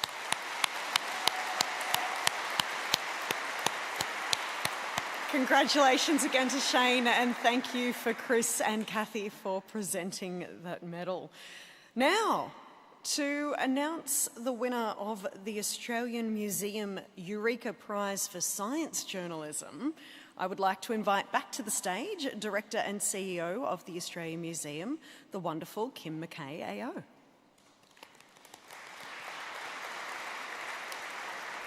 Now, Sharon Groch, The Age and the Sydney Morning Herald, for her investigative journal.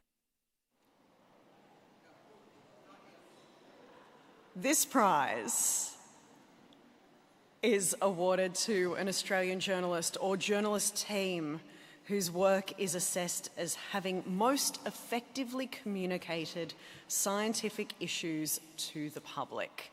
Now, let's meet the finalists. Sharon Groch, The Age and the Sydney Morning Herald, for her investigative journalism into deep sea mining. Hello, AI Overlords, Australian Broadcasting Corporation, an engaging 6-part audio series on the human stories behind today's AI technologies. Liam Mannix, The Age and the Sydney Morning Herald, for his investigative articles that expose the failings of the Medical Research Future Fund. Some familiar faces there. Kim, over to you. Thanks so much. Now, just before I announce the winner, I'm going to keep them on tenterhooks for a little bit longer. I just wanted to say how proud I was of hearing Professor Shane Ayong from the Australian Museum Research Institute be our medalist, because he is one of the world's leading crustacean experts. But there's something else that sets Shane apart that I wanted you to know, and I know he won't mind me telling you this. But Shane Ayong did all the work to identify the barnacles and how long they'd been there on Melissa Caddick's foot and shoe after being found washed up on a New South Wales South Coast beach in February. That is the life of an Australian Museum scientist out in the field. And maybe we should be awarding a special prize in the future for that kind of forensic work that Shane did. So if you want to know about that, look at the coroner's report. But it's a good segue, because it was a good story.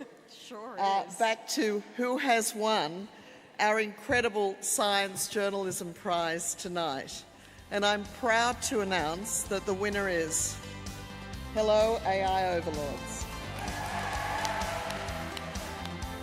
2023 was the year AI suddenly went mainstream. Bots writing books and generating images. Our team of 4 set out to uncover the amazing human stories of how we got here. Stories of inventors chasing a dream of thinking machines and succeeding, but the future they created is not the utopia they wanted. So the computer got it wrong, and I'm like, yeah, the computer got it wrong. It's a story about not just technology, but money and power. That's our podcast, Hello AI Overlords.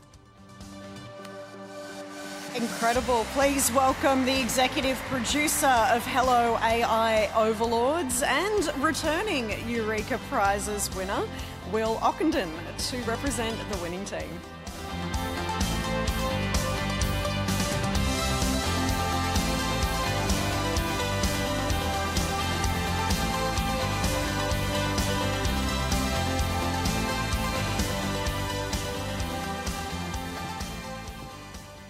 Hello.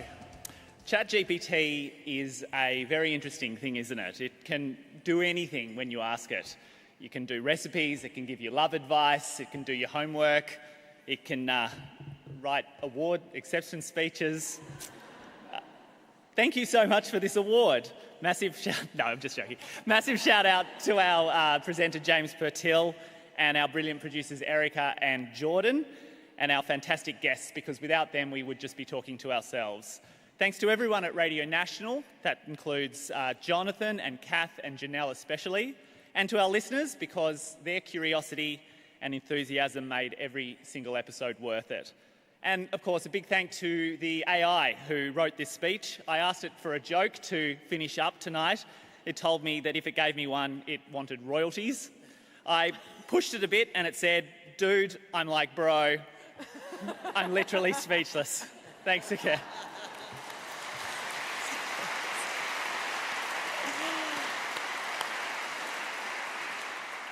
Well done, Will. Now, hello, AI overlords. It follows the people and the money trail behind the development of AI, which is a special interest of mine I tend to bore my normie friends with whenever they bring up things like ChatGPT in my presence. But I want to know what you were most surprised to learn about the human impacts of AI while you were working on this story. Yeah, immediately when we started pulling and researching for people to interview and to talk to, the human impacts became obvious straight away. There was, I think one of our most powerful episodes was a story about a man who had been wrongly identified. His facial recognition had pinged him for a crime that he didn't commit. He was nowhere near the crime when it happened. And it was the reliance on the police, for example, and they said, well, the machine says you did it, so you did it. And so that was it. But then he got off, but it was the AI that got him locked up for a crime he didn't commit. Yeah, important to have diversity in the room when you're building those data sets together, hey? Yeah. Absolutely. All right, well, congratulations. Let's hear it for the AI Overlords team, everyone. And thank you to Kim as well. Now, that winning piece is currently available to listen for free via the ABC Listen app.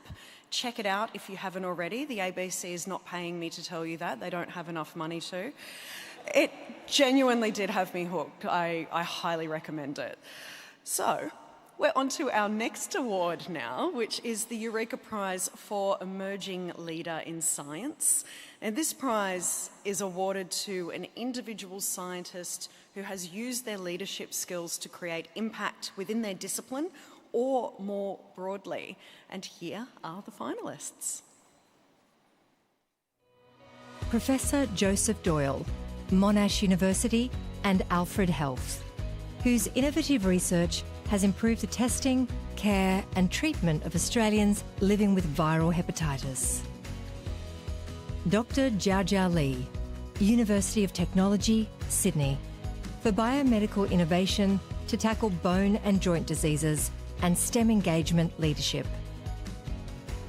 Dr. Julia Heiser, Oulu and University of Western Australia, for her efforts to eliminate plastic pollution from the world's oceans. Incredible. And joining us on stage to announce the winner is the presenter of The Science Show on ABC Radio National for 49 years this week. Yeah, that deserves a round of applause. And also the founder of the Eureka Prizes as president of the Australian Museum Trust. We are joined by the one and only Robin William AO. But before we reveal, oh no, we have met the finalists. That's fine, you go. Thank you. Well, the Eurekas have changed since we started it 34 years ago. I must say we had 5 prizes then. But emerging leader is so vital to nurture the talent that is so abundant. We could have had 3 times the numbers of winners tonight, such is the talent. We could have had the people in emerging leaders who will replace or augment Kim McKay, Emma Johnston, Tanya Monroe, Des Griffin, Kylie Walker, nurturing the talent of the future.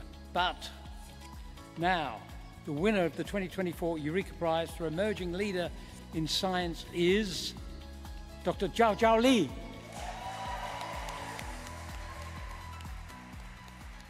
I believe that everyone is entitled to healthy aging. My research program in regenerative medicine finds new ways to treat bone and joint diseases using stem cell biotherapeutics, bioactive materials, and organ-on-a-chip devices. My goal is to bring medical technologies from the laboratory to patients. In this journey, I'm passionate about supporting people, promoting underrepresented groups, and fostering the growth of a diverse and inclusive STEM community. Please welcome Dr. Jiao Li to the stage.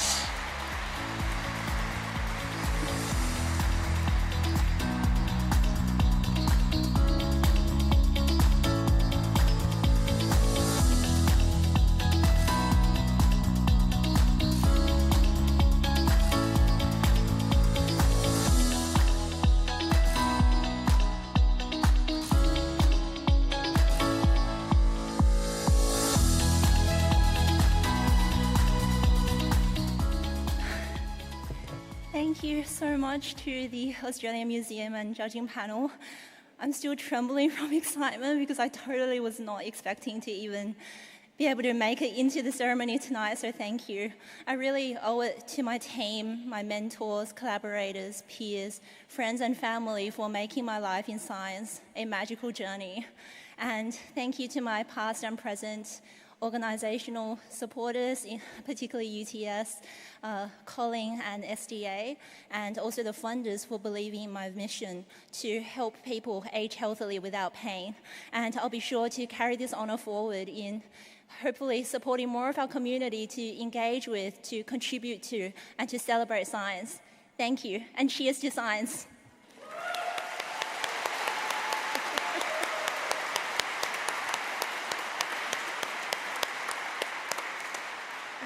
You're working to enable underrepresented groups. So what have you learned from working with a diversity of perspectives and backgrounds, and how has that influenced your work? I'd love to hear more. I firmly believe now, especially after working with so many diverse groups who identify differently by gender, by cultural background, by experiences, by discipline, that really diversity drives innovation, and that is where I think the next generation of scientists, they should collaborate and try and drive the powers of diversity into more innovations in science. Fantastic.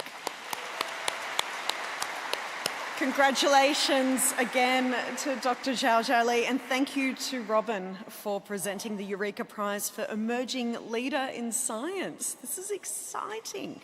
Now, the Eureka Prize for Sustainability Research is sponsored by the University of Sydney, and joining us back on stage to announce the winner is Professor of Genome Biology and the Dean of Science at the University of Sydney, Professor Marcel Dinger. Now, this prize is awarded for research that has directly contributed to new or improved sustainability outcomes. So, let's meet the finalists. Professor Yang Song Chen, University of New South Wales, who is developing the first closed-loop recycling system for solar panels. Sustainable Omega-3 Oil Team, CSIRO, and Newseed, for complex genetic engineering techniques that create omega-3 fatty acids from canola plants. Professor Hee-Wang Zhan and Dr. Zhu-Yan Wang, University of Queensland, for groundbreaking work in generating electricity from carbon dioxide emissions. Finalists there, take it away. I have the envelope. And the winner of the 2024 University of Sydney Eureka Prize for Sustainability Research is the Sustainable Omega-3 Oil Team.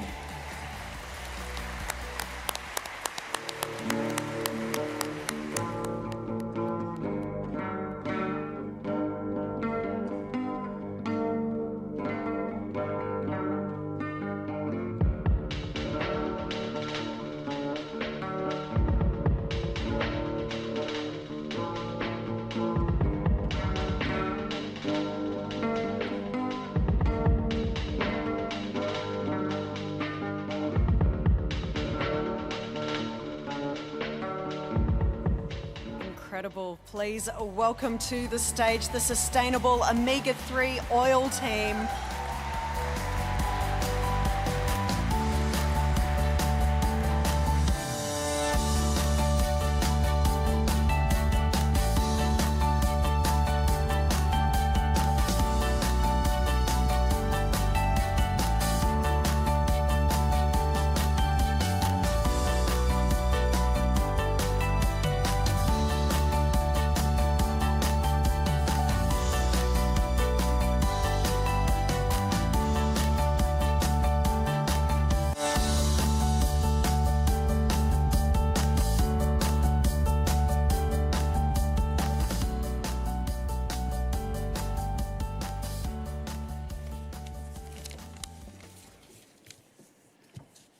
I'm speechless.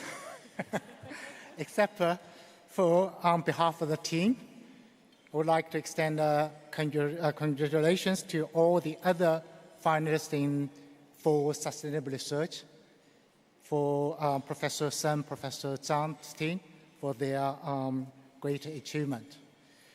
Also thanks to the Eureka Prize Committee for recognizing the impact of our work.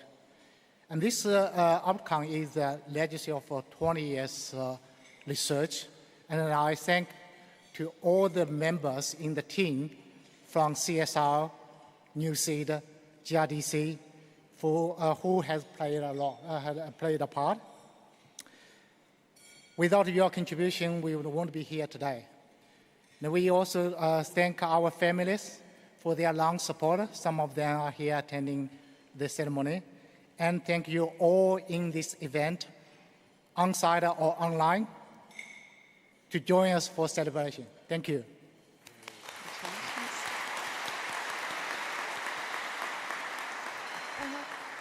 Canola is this country's most important oilseed crop, and you've done some really complex genetic engineering work that's resulted in a triple benefit. It's enhancing health, protecting fish populations, and opening new markets for Australian growers. Just remarkable work. What inspired you to follow this path? Well, I think this one's what should say is proud that we can really support for the sustainability, saving the fishery, and also provide a health benefit and the environmental economic benefit as well. So just simply estimated we have currently around we just need only 5% of the current global canola field to produce our omega-3 oil, can double our omega-3 supply, double. So I encourage you, everyone, take more omega-3 capsule later. Incredible. Congratulations once again. Let's hear it for the team, everyone. And thank you to Marcel as well. Now to announce the winner of the ANSTO Eureka Prize for Innovative Use of Technology, I would like to invite to the stage the Director of Environment Research and Technology Group at ANSTO, Dr. Karina Meredith.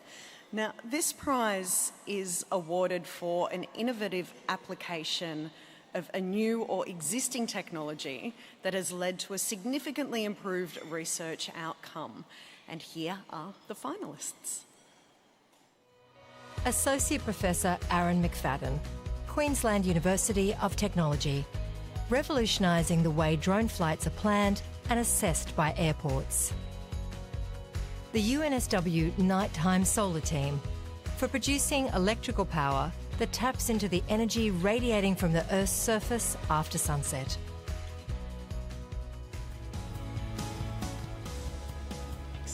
To you.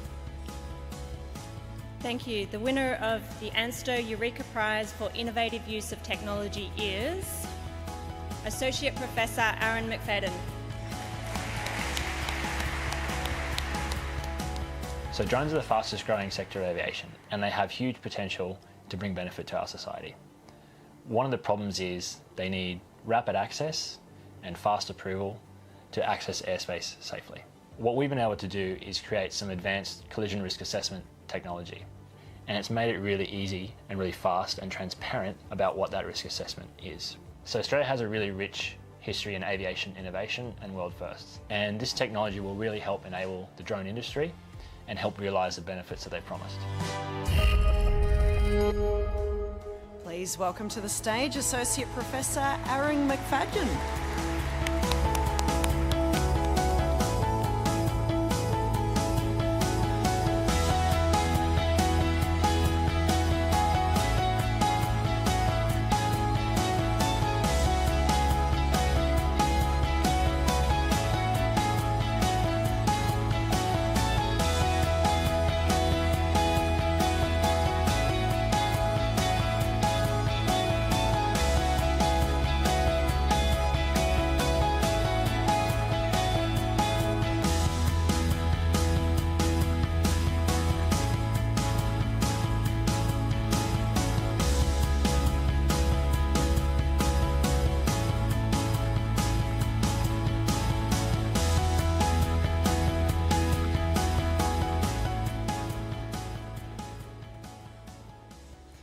So thank you all very, very much. Quite a surprise, and certainly very honoured to receive this award tonight. So congratulations to the finalists and nominees. Thank you to ANSTO and the Australian Museum for the opportunity. Creating technology or new technologies in aviation comes with quite a few challenges, so I really would like to thank my supporters and people who've supported me, QUT of course, our industry partners and the aviation authorities that we have here in Australia. I hope that they can feel part of this award too, so thank you all very much.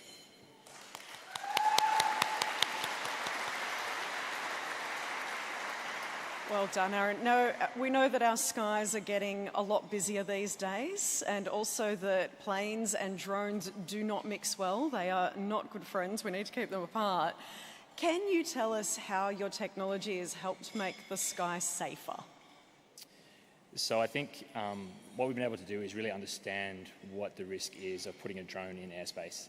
So that's made it a lot easier for operators and authorities to make that assessment and then make a safe judgment on whether they should fly, regardless of what application they're doing. Fantastic. Well, congratulations once again. Let's hear it for Aaron, everyone.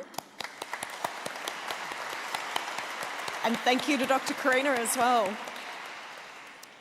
Now, we have 5 prizes left to award this evening. Our next award is the Eureka Prize for Excellence in Interdisciplinary Scientific Research. But before we move on, I'm going to hand you back over to Adam to continue with the remaining prizes and answer that question about his pin. Thank you very much. How about another round of applause for Ray, and she's doing an incredible job. Thank you, Ray. Yes, indeed, it's going off on social media. Everyone wanting to know about this pin. Adam, where'd you get the pin from? Where'd you get the pie pin? I got it on Instagram, where some of you get hit up with great, really trendy fashion and other things. I just get hit up with weird maths gear. It's pi to 40 decimal places. Okay, tough crowd. Adam, move on. Let's go. As Ray said, the next prize tonight is the Eureka Prize for Excellence in Interdisciplinary Scientific Research, demonstrating again the reach of the Eureka Prizes across the country, all the way from Western Australia. We're going to be joined by Sarah Casey, Director of Business Development at Business Events Perth, to present the Eureka Prize for Excellence in Interdisciplinary Scientific Research, an award for outstanding research outcome that was only possible due to the integration of 2 or more disciplines or bodies of specialised knowledge. Let's meet our finalists. ACRF, Australian Centre of Excellence in Melanoma Imaging and Diagnosis. University of Queensland, for leadership in research, detection and management of melanoma. Extinction versus Adaptation Team, Macquarie University, Southern Cross University, University of Queensland, Australian National University, Chinese Academy of Sciences and Flinders University, solving a long-standing primate extinction mystery and leading to a fresh understanding of what makes species resilient.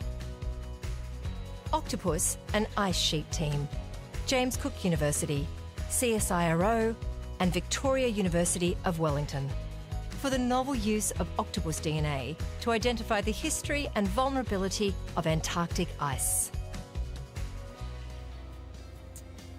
The winner of the 2024 Aspire Scholarship Eureka Prize for Excellence in Interdisciplinary Scientific Research is the ACRF Australian Centre of Excellence in Melanoma Imaging and Diagnosis. The goal of the ACRF Australian Centre of Excellence in Melanoma Imaging and Diagnosis is a world without melanoma. Our research evaluates digital imaging technologies to inform efforts towards a national, targeted melanoma screening program. We are proud of being a multidisciplinary team encompassing expertise from diverse areas, all converging to advance our vision for melanoma early detection. Please welcome to the stage Peter Sawyer and the ACRF, Australian Centre of Excellence in Melanoma Imaging and Diagnosis team.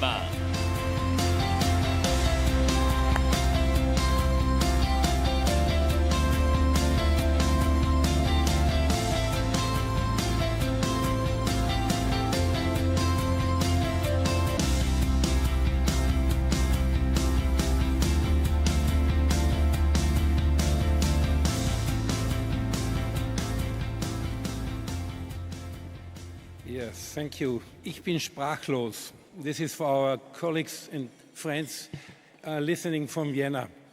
But in earnest, on behalf of our team, which is basically a research joint venture of the University of Sydney, Monash University, and the University of Queensland, we are very grateful for this award. Our mission is that Australia loses the pole position of being the nation #1 with a number of melanomas. So we want to go down in this basically ranking, and our vision is basically to change the paradigm how melanoma detection is delivered. Innovative imaging, a new workforce, artificial intelligence and telehealth, and our work is particularly focusing on regional and rural Australia with a big goal to provide equity of access to all Australians. Thank you. Congratulations, Peter. Melanoma is fascinating. It's a horribly Australian cancer in some ways, and many people here would know someone who's been touched by it. At the same time, the last 10 to 15 years in melanoma have been an incredible time to be in that space.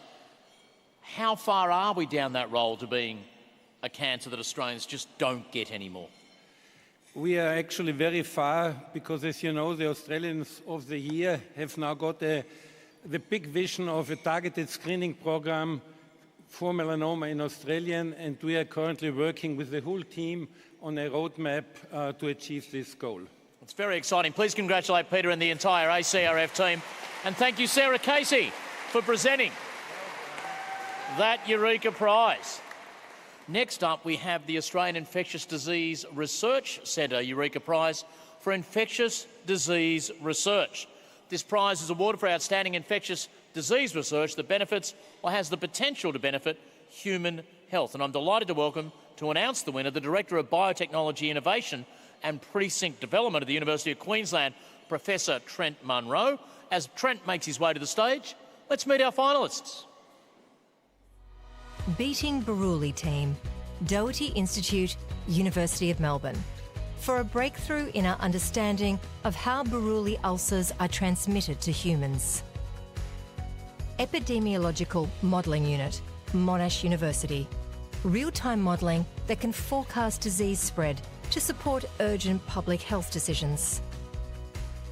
Strep A Outbreak Prevention Team, University of Queensland, University of Melbourne, Conaseat and University of Wollongong. Advancing knowledge into Strep A bacterial infections, a leading cause of childhood death globally.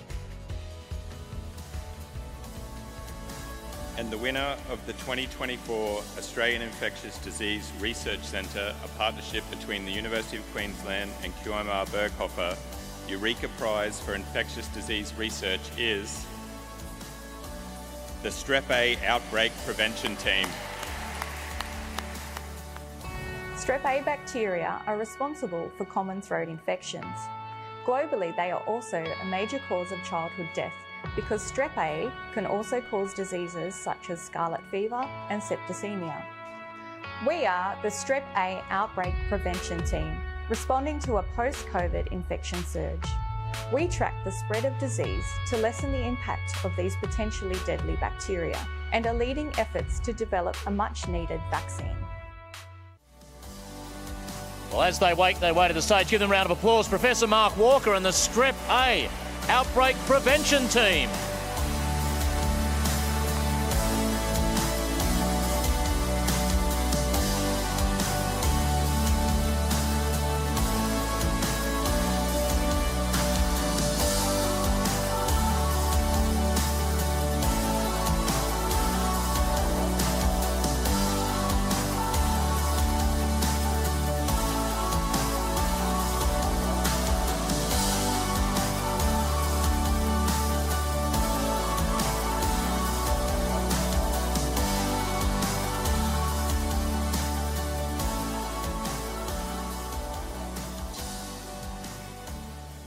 Wow. I'd firstly like to congratulate the other finalists in this award category for their outstanding research. I'd like to thank our institutions, the University of Queensland, University of Melbourne, University of Wollongong for their support, space and facilities.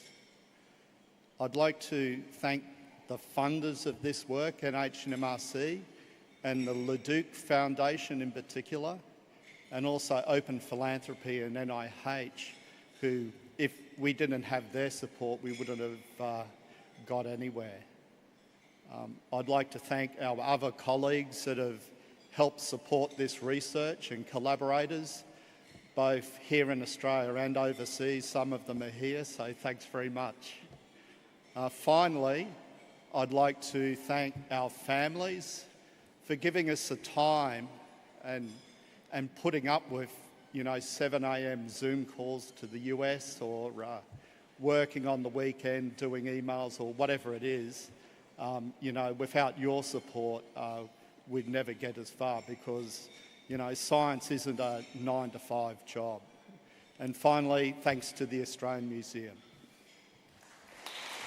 Mark, let me ask you just quickly, Mark, for a bacteria like Strep A, so common, potentially deadly, some people will be stunned that we haven't cracked a vaccine yet. How are we going and how are your efforts helping on that front? Yeah, we're working with industry partners, Moderna and the Vaccine Formulation Institute in Switzerland, and we're aiming to bring a vaccine into human trials in 2026. Exciting stuff. Please give Mark and the whole team a big round of applause. Congratulations, the Strep A Outbreak Prevention Team, and thank you, Trent, for presenting that award. So now it's time for the University of Technology Sydney Eureka Prize for Outstanding Mentoring of Researchers. With us tonight to present the prize is Professor Chris Turney, who's the Pro Vice-Chancellor of Research from the University of Technology Sydney. And this award is presented to an individual scientist who's helped develop the next generation of Australia's scientific researchers. Let's meet our three wonderful finalists. Associate Professor Haryana Dhillon, University of Sydney, an inspiring role model in the field of psycho-oncology for over 2 decades. Associate Professor Wendy Ingham, University of Adelaide, for establishing and running career development and mentorship programs with broad reach. Professor Kate Jolliffe, University of Sydney, who is working to close the global gender gap in chemistry. What an incredible evening. We are one community, and how many of us in this room have actually benefited from mentors? So it gives me great pleasure to actually announce the winner of the 2024 University of Technology Sydney Eureka Prize for Outstanding Mentor of Researchers is Professor Kate Jolliffe.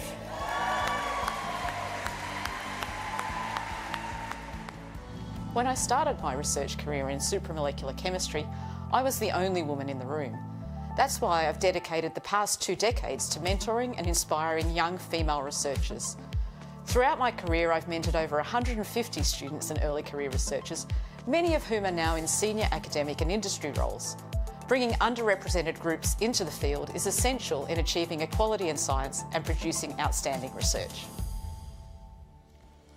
Please welcome Professor Kate Jolliffe to the stage.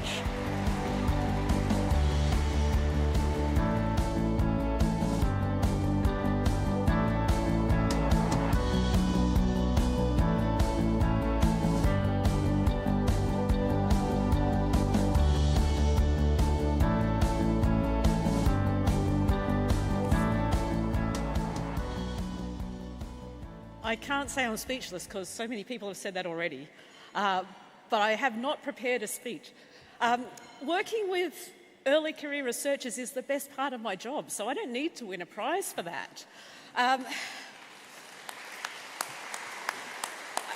think that developing the skills in the people that we work with is just, if not more important, than the scientific discoveries that we make, because there's only so much that I as one person can do, but I can help other people do lots more things.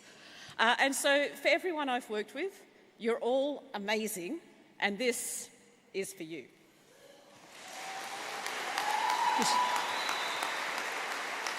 Let me ask, Kate, as you said in the video, you've had a passion to try and diversify the field of researchers in supramolecular chemistry. What have you seen over the years have been the benefits of diversifying that field of endeavour? I think it's the same as for any field of endeavour. Having diverse people brings diverse perspectives, and that brings new discoveries and different points of view that help you discover new things. And you have championed so many of them. Please give Kate a big round of applause. Kate Jolliffe, congratulations and thank you so much. Professor Chris Turney, there you go. Now for our next award, I'm delighted to welcome Simon Duffy, the Chief Executive of the Australian Institute of Botanical Science and Botanic Gardens of Sydney, to announce the winner of the Australian Institute of Botanical Science Eureka Prize for Excellence in, you guessed it, botanical science. This prize is awarded for outstanding research that's led to the conservation of Australian plants. Let's meet our finalists. Professor David Keith, University of New South Wales, whose new framework catalogues every ecosystem on the planet to inform conservation strategy in the face of change.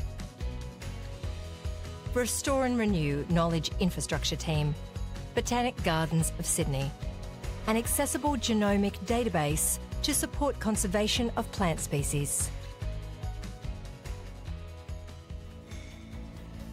Thank you. The winner of the 2024 Australian Institute of Botanic Science Eureka Prize for Excellence in Botanical Science is Professor David Keith. The global ecosystem typology took 5 years to develop. For the first time, it classifies all ecosystems on Earth, from the highest mountains to the deepest oceans and into the Earth's crust, into a single, comprehensive, consistent framework. What's new about this typology is that it groups ecosystems together on the basis of shared functional property, and therefore they should share similar responses to environmental change and management. That's what makes this fit for purpose and why it's been adopted by the United Nations. Let's give him a big round of applause. He makes his way to the stage, Professor David Keith.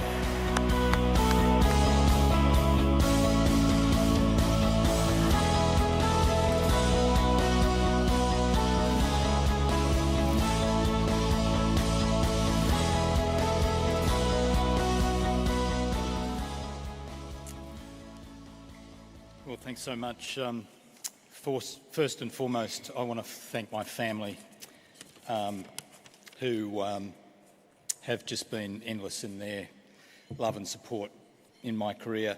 And I want to thank Belinda Pillow, my partner in particular, who is a botanist extraordinaire and one of the people who inspired me to get into botany. And together, we're a force to be reckoned with. I want to thank our kids too for their love and support and for being such good people, and our grandkids. And they will all know that this would be way past my bedtime if I ever slept. I want to thank my early mentors, Peter Myerscough, Roger Carolyn, Doug Benson and Tony Auld. Peter and Roger were lecturers when I was an undergrad. They're in their 90s now and we're still really good friends and see each other quite frequently. Doug gave me my first job at the Botanic Gardens as a techo. It's been my privilege to work with some really terrific women in leadership roles, and I want to thank Anne Andrade, Helene Marsh, Leslie Hughes and the late Georgina Mace for their mentorship and friendship. I've got an enormous network of collaborators throughout the country and around the world. I want to thank them all. I especially want to single out Emily Nicholson and Jane Earleth, but there's so many more that I don't have time to mention. My postdocs and students, Jose Ferrer, who's here, and lots of others, Tanya Mason and others. And to my Centre Director, Richard Kingsford, and Head of School, Alastair Poor, thanks so much for your support in making UNSW a great place to work. Finally, to the discipline of studying nature, it's a privileged journey indeed of discovery, and a long and winding road as well. Healthy ecosystems with plants of all kinds at their foundations are the linchpins of life on Earth, and human well-being and national and cultural identity as well. We need more good science and lots of goodwill to secure their future. Long live botany, long live ecology. Thanks very much. Wonderful. David, I love your story, David. You were a finalist last year. You've obviously spent the last 12 months working hard, just feeding on that disappointment, driven by pure anger and bitterness to go one better. But cataloguing all the ecosystems on Earth, if I had to guess, there must be like heaps. How monumental an undertaking, and how is that being used going forward by bodies like the UN?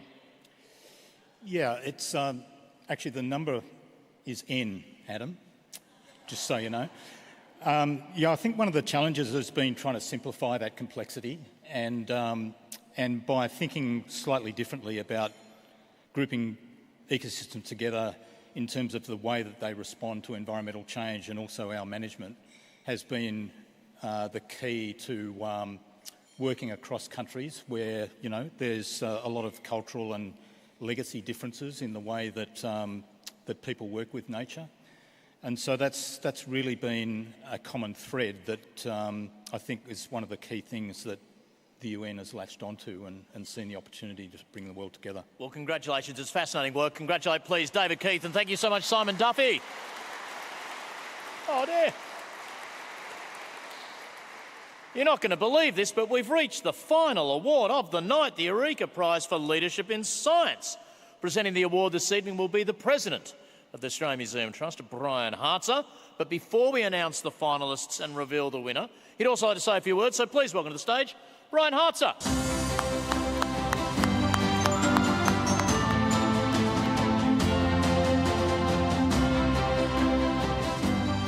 Thank you, Adam. Thank you very much. Managed to trip my way up, which just to give you a bit of entertainment. They were trying to get me to break dance back there, but I said, draw the line there. Adam, great job. Thank you, as always, and Ray as well. Fantastic job tonight. Before I present the final award for the evening, I'd just like to take this opportunity on behalf of my fellow Australian Museum trustees to extend a huge congratulations to all of the finalists and the winners tonight. Your contributions to science, to leadership, and communication are nothing short of remarkable, and your work inspires all of us. I'd also like to give a shout out and a big thanks to the many partners and prize sponsors.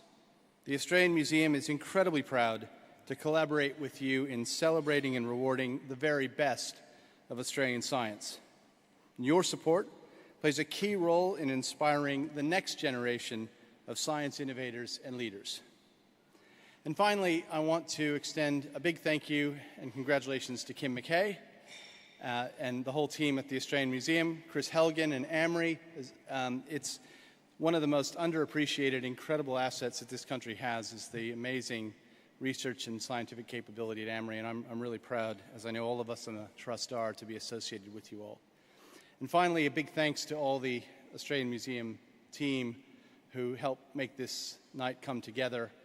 You guys keep lifting the bar on these events, and it's just fantastic work. So can I ask you a big round of applause for the team of the Australian Museum. Thank you.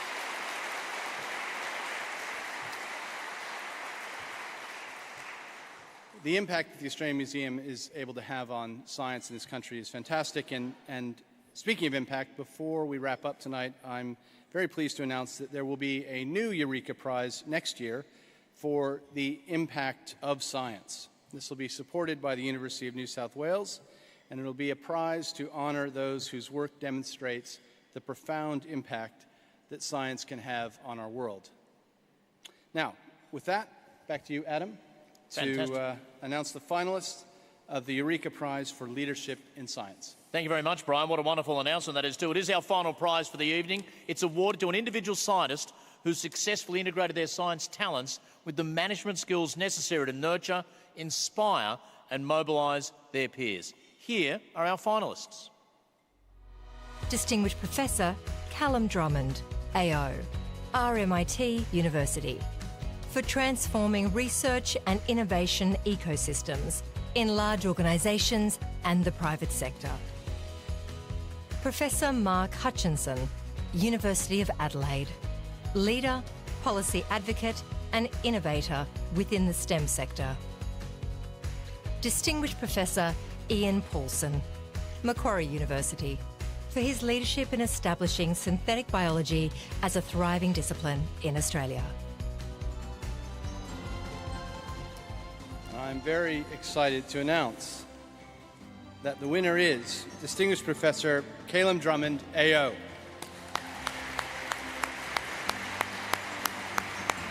I've been nominated for my contributions to large-scale research and innovation ecosystem reform, and also for my contributions to developing molecular assembly design rules to improve the performance of advanced materials in biomedical, resources and energy storage applications. I'm really excited about this area of research. I have been for decades. The possibilities are endless because it gives us the ability to improve the lives of people in the communities in which we live. Unfortunately, Professor Drummond can't be here tonight, but give him a round of applause in his absence. And he has prepared a few words for us. Thank you for this award, which I am extremely grateful to receive. I'm very sorry that I can't be with you there tonight. I had a pre-commitment to participate in a conference in Copenhagen this week, and I've honoured that pre-commitment, but very disappointingly it means I can't be there with you. I'd like to begin by recognising the other two finalists, Professor Mark Hutchinson and Distinguished Professor Ian Paulson, both outstanding science leaders in their own right. And Australia is indeed fortunate to have people of their calibre in leadership roles.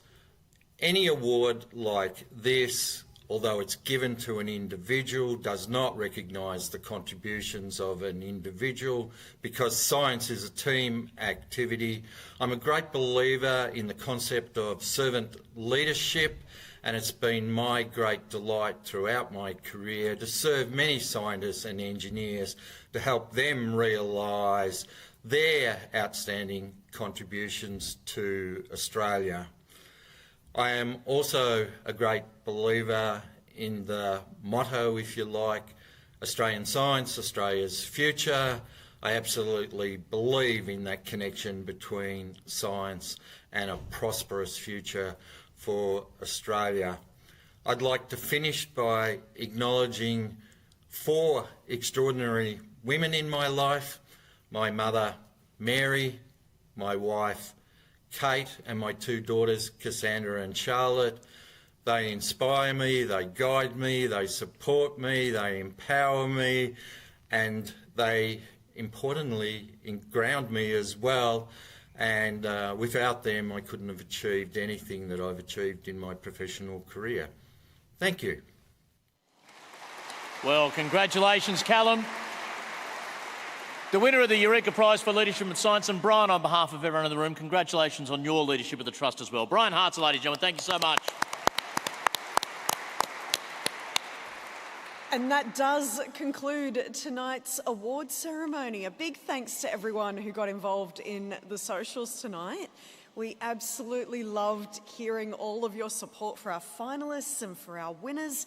And thanks for everyone who joined us here in person at Sydney Town Hall for a truly wonderful night. It's been a real pleasure to be one of your hosts alongside the legendary Adam Spencer, everyone. What a privilege. Thank you. Well, on behalf of the legendary Adam Spencer, Ray, it's also how good? Tough crowd, then. Okay. How good has Ray been tonight? What a pleasure to share the stage with you. Thank you so much, mate. What a show we've put together. A huge congratulations to the winners, the runners-up and finalists. Thank you to each and every one of you for being here tonight in the room or online to celebrate your achievements. Now, for those of us joining online, it's been great to have your company. This is where we will leave you. So we hope to see you for the 2025 Australian Museum Eureka Prizes. But for now, to our online audience, good night.